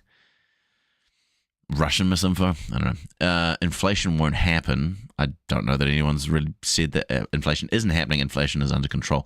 I mean, inflation is one of those things that happens. But also, you know, a lot of these people just ignored the fact that COVID was a thing and it had an effect on the economy.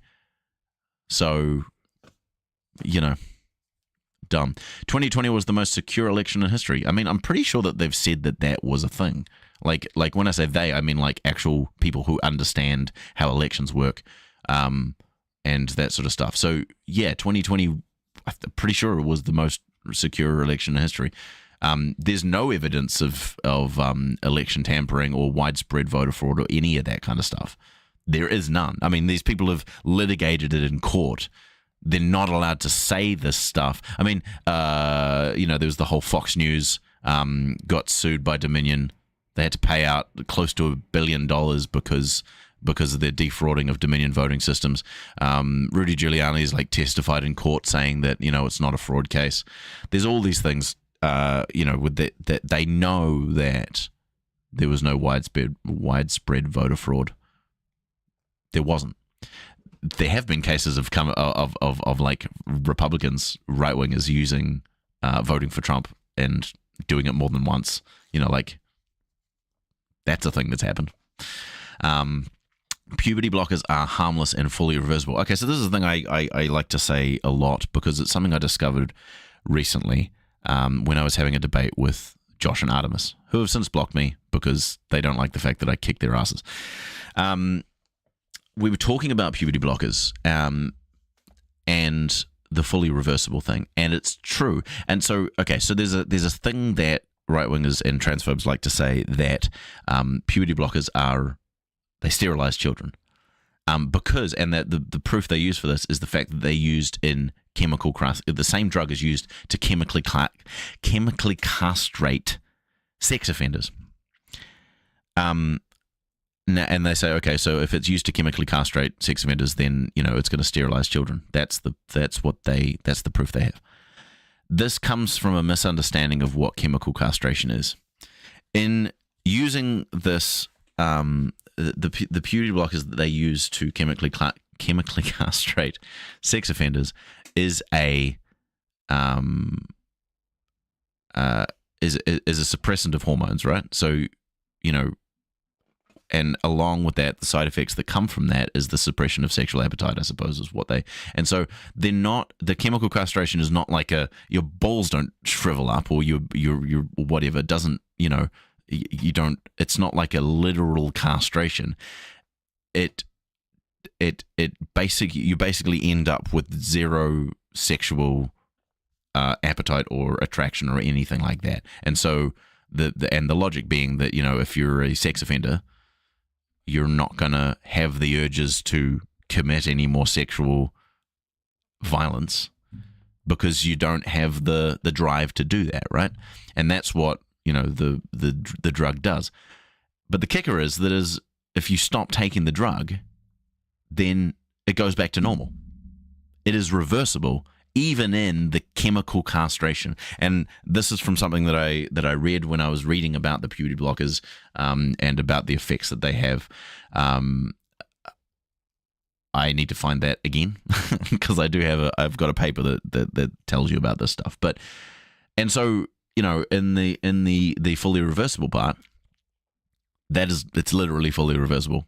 Whether it's being used by children who are, wanting to pause their puberty so that they can, they can learn more about their identity and decide whether, going on to further gender affirming cares is going to be something that they want to do, or whether it's a sex offender who has been used, it's being used to dampen their sexual drive. Either of those, it's fully reversible.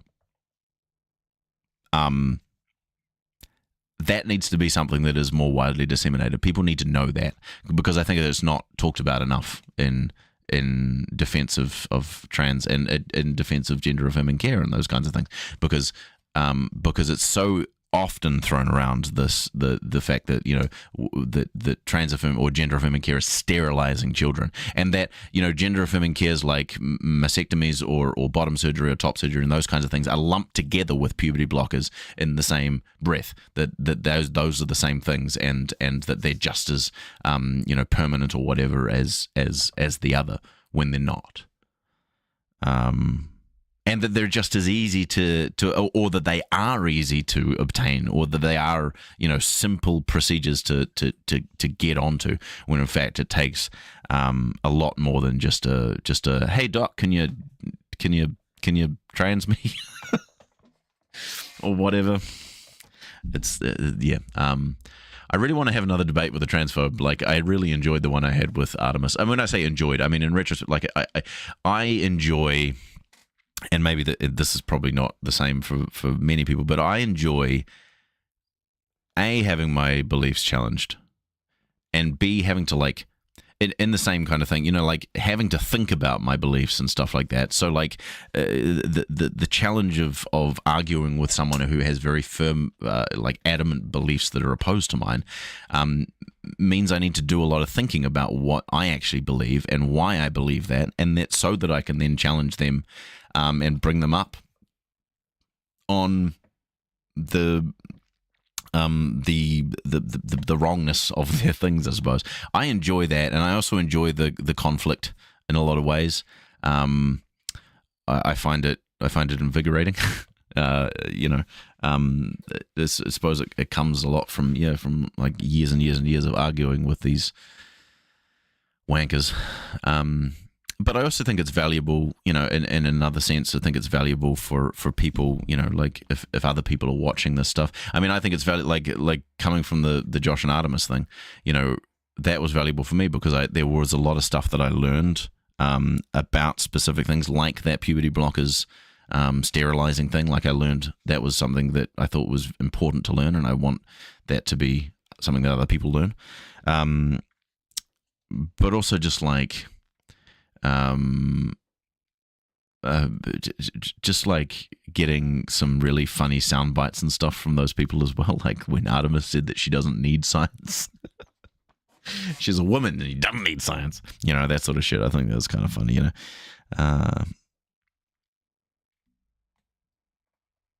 Yeah, damn straight, bro. Here for it. Totally here for it. Okay, so puberty block is harmless and fully reversible. Isn't it funny that I can see 7 words and then talk about it for 10 minutes? I mean, in a certain sense, the leftist wall of text thing it has a kernel of truth to it. Cool. Cases against Trump are non-political. Yeah, he's a criminal. He was found to be a criminal in federal court. So maybe it was I don't need to read. I've got the video here somewhere. Hold on. Let me find it. Videos.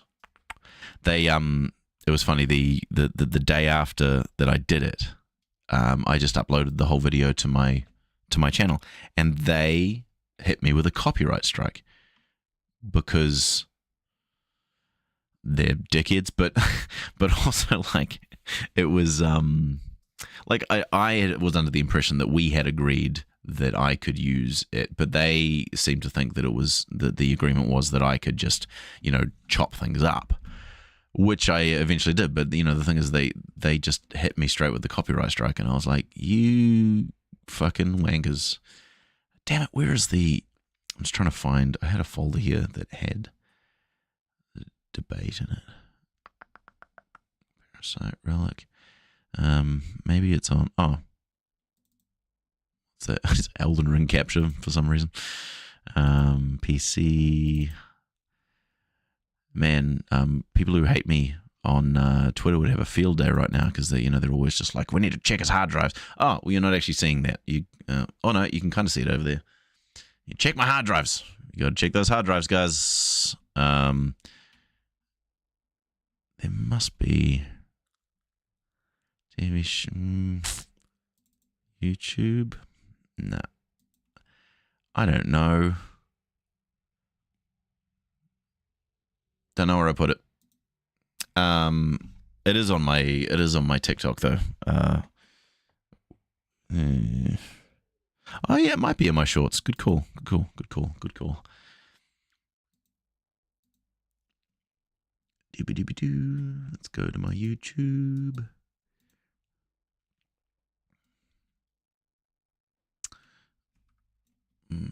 God damn it. Let's just fucking... this one. That one. Put this over here. I'll look over here. Go to my channel. Shorts. Transphobe admit they're anti-science. Yeah, I think that's it. Is that it? So I we- implore you to actually read some scientific studies. rather I'm a than woman. just- I don't need any scientific facts. I don't need to talk to any doctors. Yeah. Sorry, Yeah. that's the funniest thing I've ever heard. Hey, thanks for a great discussion, guys. It's a shame that you don't care about what science has to say. Yep, that was it. That was so funny. I loved that. The whole debate was great fun, but the fact that it ended on that, I was just like, it was just perfect. It was so perfect. There was one other thing I have on here as well. Explaining the difference between gender and sex to a transphobe. Whatever. Anyway, so back to Charlie Kirk here. It's pretty much done. Here, we are dealing with a vile and malicious movement full of snakes and liars. They want political power so badly that they will desecrate America over and over to achieve it. It's like projection to the max. Like, just it's the definition of projection. Anyway, that's enough of that. Okay, so I love this so much. It's so funny. Totally ancetolal anketodal and totally anketoel ancetoel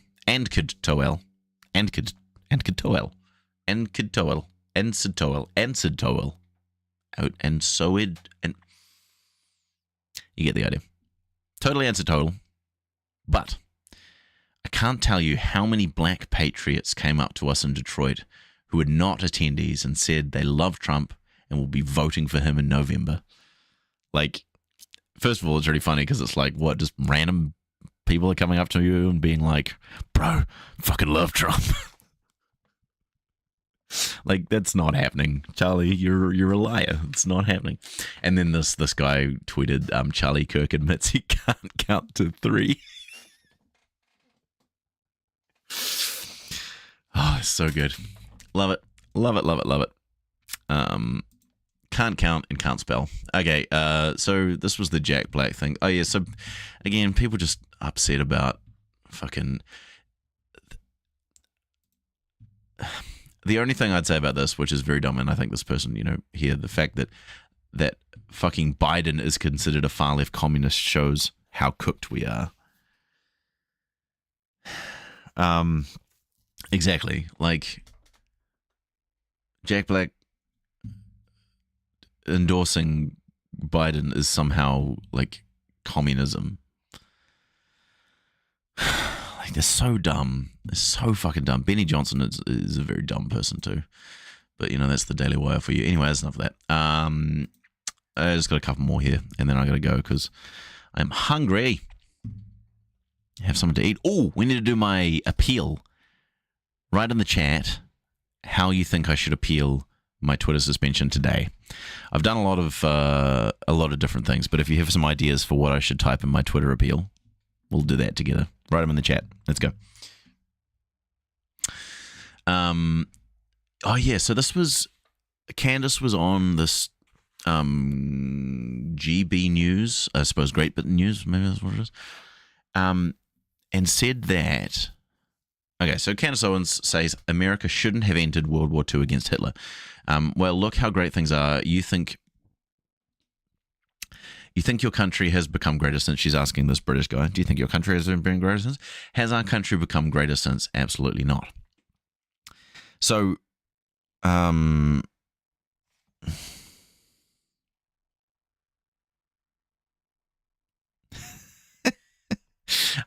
so Candace is saying here that that America entering World War II and Britain entering World War II meant that, and since then the countries have not become greater. First of all, I hate this like getting. What does that mean? Your country getting greater? I mean, I feel like it's just weasel words in a lot of ways, but also it's just like you need to define what your terms mean. When you say get greater, I mean, I know that it means more white people. But like, okay, so World War II. Since World War II, you know what's happened since World War II? Hold on. This will maybe not surprise you. World War II. World War II finished in 1945. When was the Civil Rights Movement? From 1946 to 1968. So Candace says that her country has not become greater since World War II. Civil rights movement. She would not be in the position that she is now if the civil rights movement had not taken place. She wouldn't. And the same thing with like feminism. She wouldn't be allowed to do the things that she's doing. She wouldn't be able to make the money that she's doing from talking as a woman, having a political show, speaking about politics, you know, all this kind of stuff that have been afforded to her by the battles that were fought by black women before her in the name of civil rights, not in the name of the bullshit that she gets up to. So, you know, there's that. And then, you know, like the thing is like straight after this, the guy asks her about Pearl Harbor. And it's like she forgot that Pearl Harbor happened. She's like, but I mean, and this may be oversimplifying in a lot of ways because I'm not super clued up on this. And so feel free to correct me here. But I'm pretty sure that Pearl Harbor was a pretty big catalyst that drove America to enter the World War, right? Like they weren't part of World War II for quite some time. Then Pearl Harbor happened, and then they were like, you know what? I think we're going to enter the war. I think that's what happened. I could be making shit up, though. But it appears that Candace doesn't know that Pearl Harbor happened or forgot that it happened or something. And so we're saying, no, we shouldn't have entered the war. But then the guy asks her about, you know, like Pearl Harbor. And she's like, oh, yeah, you should be able to do some, like, retaliatory stuff, right? And it's like, well, that's what happened, Candace. That's what happened. You fucking idiot. And then also like all the like wasn't the UK was being bombed by Germany during this whole period as well. So like, you know, what? According to Candace, they should just lay down and take it. The USA assisted the Allies until then, but it wasn't fighting until yeah, right. Yeah, exactly. These are the people that are saying they must defend themselves against invaders from the across the border, and you know that there's an invasion, you know, all that sort of shit. They just, but like Candace is. I mean, they all are. Same with Benny. Same with Ben. Same with Matt Walsh. They're very stupid people.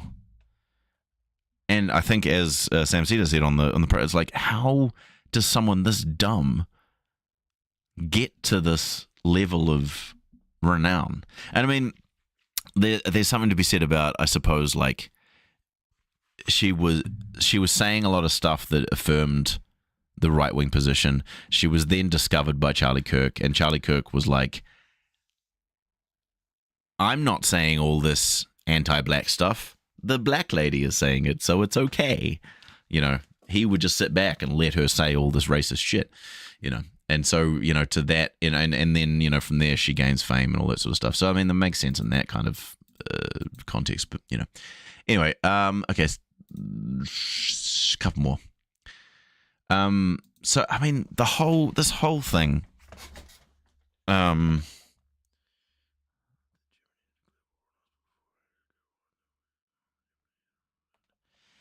Yeah, I think I remember that being said as well. The fact that Germany had declared war on us. Us. I'm not American. Yeah, like I say, my history knowledge of the World War is limited in a lot of ways.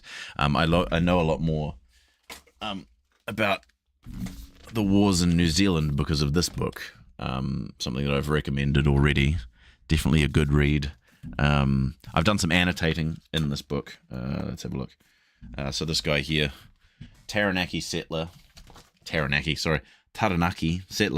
J.C. Richmond, spoke for some, though not all, when he looked forward to the treaty being overruled, so the Maori claims to extensive bushlands would no longer be available to damp the ardour and cramp the energies of industrious white men.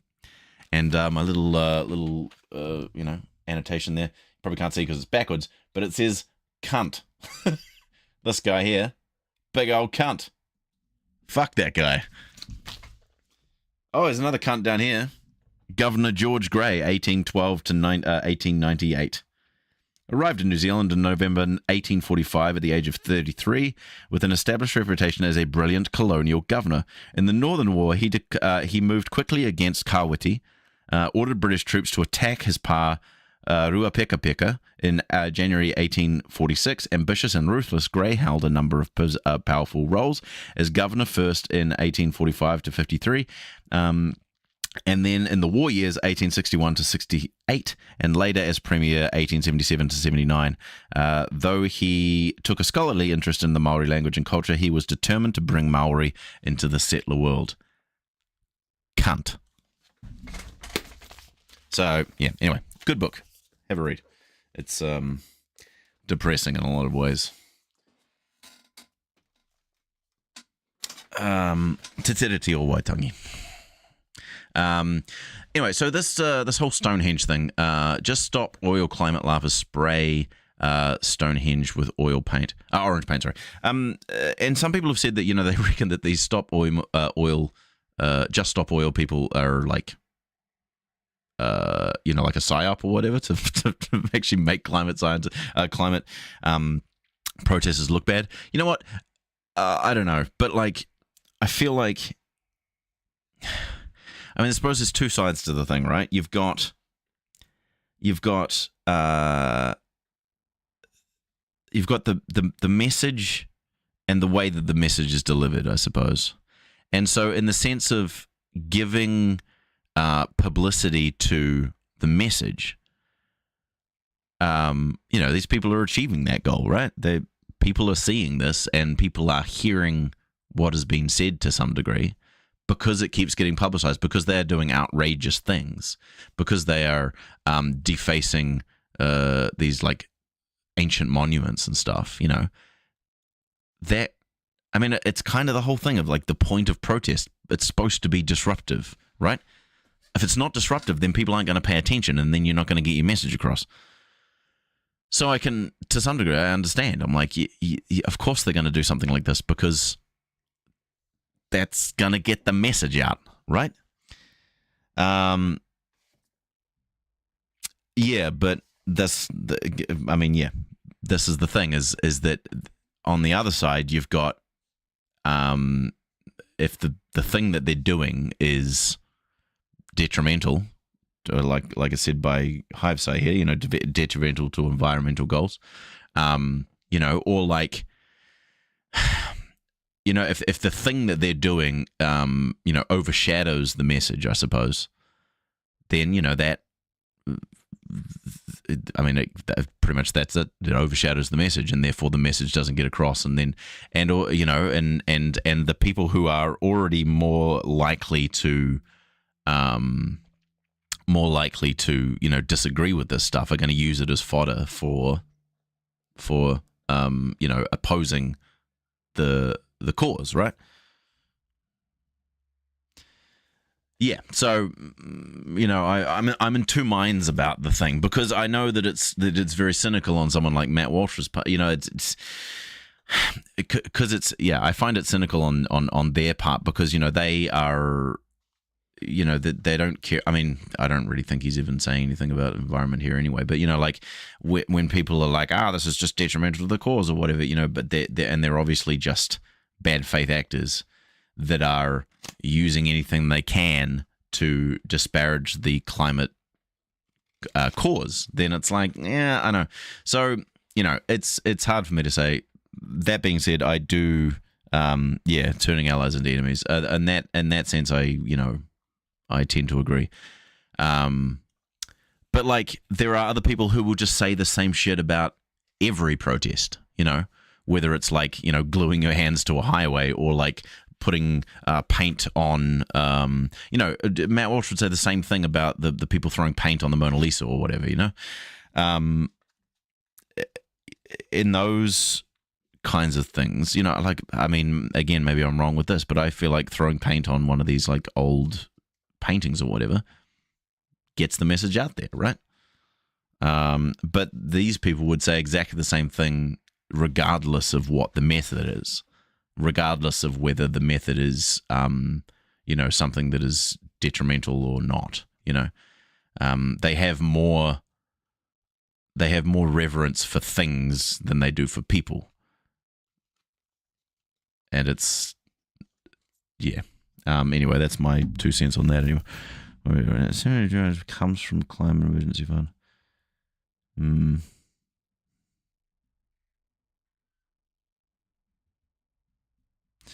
Yeah, right. Fair enough. Either way, we need to fix the climate. We need to stop oil. So, you know, I mean, Matt Walsh, yeah.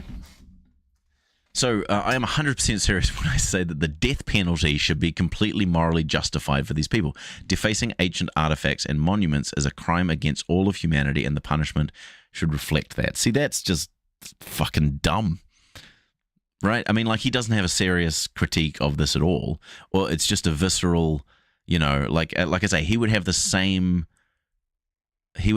opinion regardless of what the thing was. If someone came along and you know, beheaded Michelangelo's David, you know, or something, you know,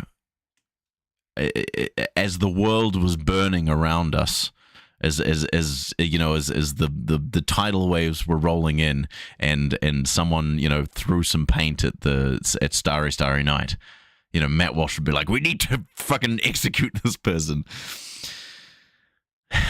And as this person says in the Toilet Paper USA, pro-life. You know, see, pro-life, the pro-life is fucking dumb because none of these people are actually pro-life. They are pro-forced birth. There is no pro-life in anything they say. As soon as the baby's out, fucking away with it. Yeah, so that's Matt Walsh and that's that stuff. So what's the last one here? This was just kind of funny. So I got a couple of things afterwards that are just kind of non-political-ish. I mean, there's been, like, The Boys season 4 came out recently, and a lot of right wingers are just like confused that the fact that they're being made fun of. And it's that whole media literacy thing, which is very funny. But also, this is the thing here where people are expecting Anthony Starr, who is a Kiwi, by the way. The two lead actors in this show are both Kiwis, Anthony Starr and I'd forgotten his name. Urban, not Keith Urban. Someone or other Urban. Anyway, they're both Kiwis, which, you know, I always have a little bit of national pride when it comes to that kind of stuff, which I know is weird. But so Anthony Starr, he gets slightly offended when people treat him like he's Homelander in person. People are surprised. They're like, oh my God, you're actually not like him. And I'm like, yeah, he's a psychopathic narcissist. So thanks. It's just kind of funny. People don't understand what acting is. Yeah. So that was kind of funny. I need to watch the new season. In fact, I think I need to finish season 3. I don't think I've finished season 3. Yeah. Okay, so that's that. Okay, so here's a video that I thought was kind of funny that I wanted to share. Normally, when I finish up these things talking about awful, horrible shit, it's kind of cute to watch some cute stuff. So here's a lady and her cakes.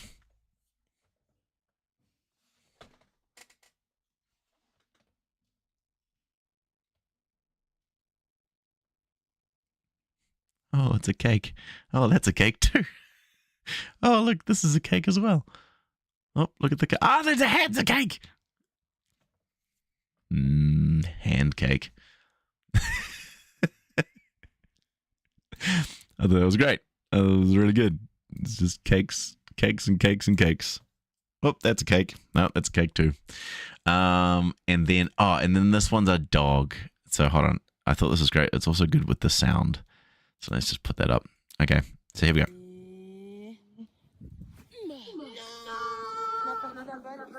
So the ball's gone over the fence, right? I don't know what she's saying because she's French. Ooh la la la la la.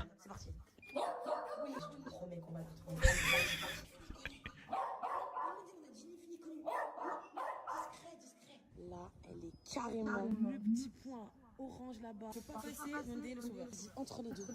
Entre les deux, comme ça, comme ça, comme ça. Ouah, ouah, ouah, ouah. Va chercher, Modé. Modé, cherche. Il y a des gens. Oui, blague. Il est passé à côté. Yes. Vite. T'es méchant. Cours. Vas-y, fonce. Isn't that the best thing ever? I love it so much. Just the little dog up like a little burglar. Oh, it's good. And I think that's all I have. That's all I've got. That's all I've got for today, ladies, MBs, and gentlebees. It's been an hour and a half. Jesus Christ. 2.5 hours. Holy titballs. This is a decent stream. I've got some friends coming over soon, actually. We're talking about inclusive spaces in creating creative inclusive spaces.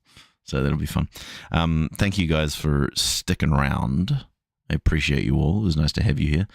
I'm going to try do this reasonably regularly. So hopefully Saturday, Sunday-ish.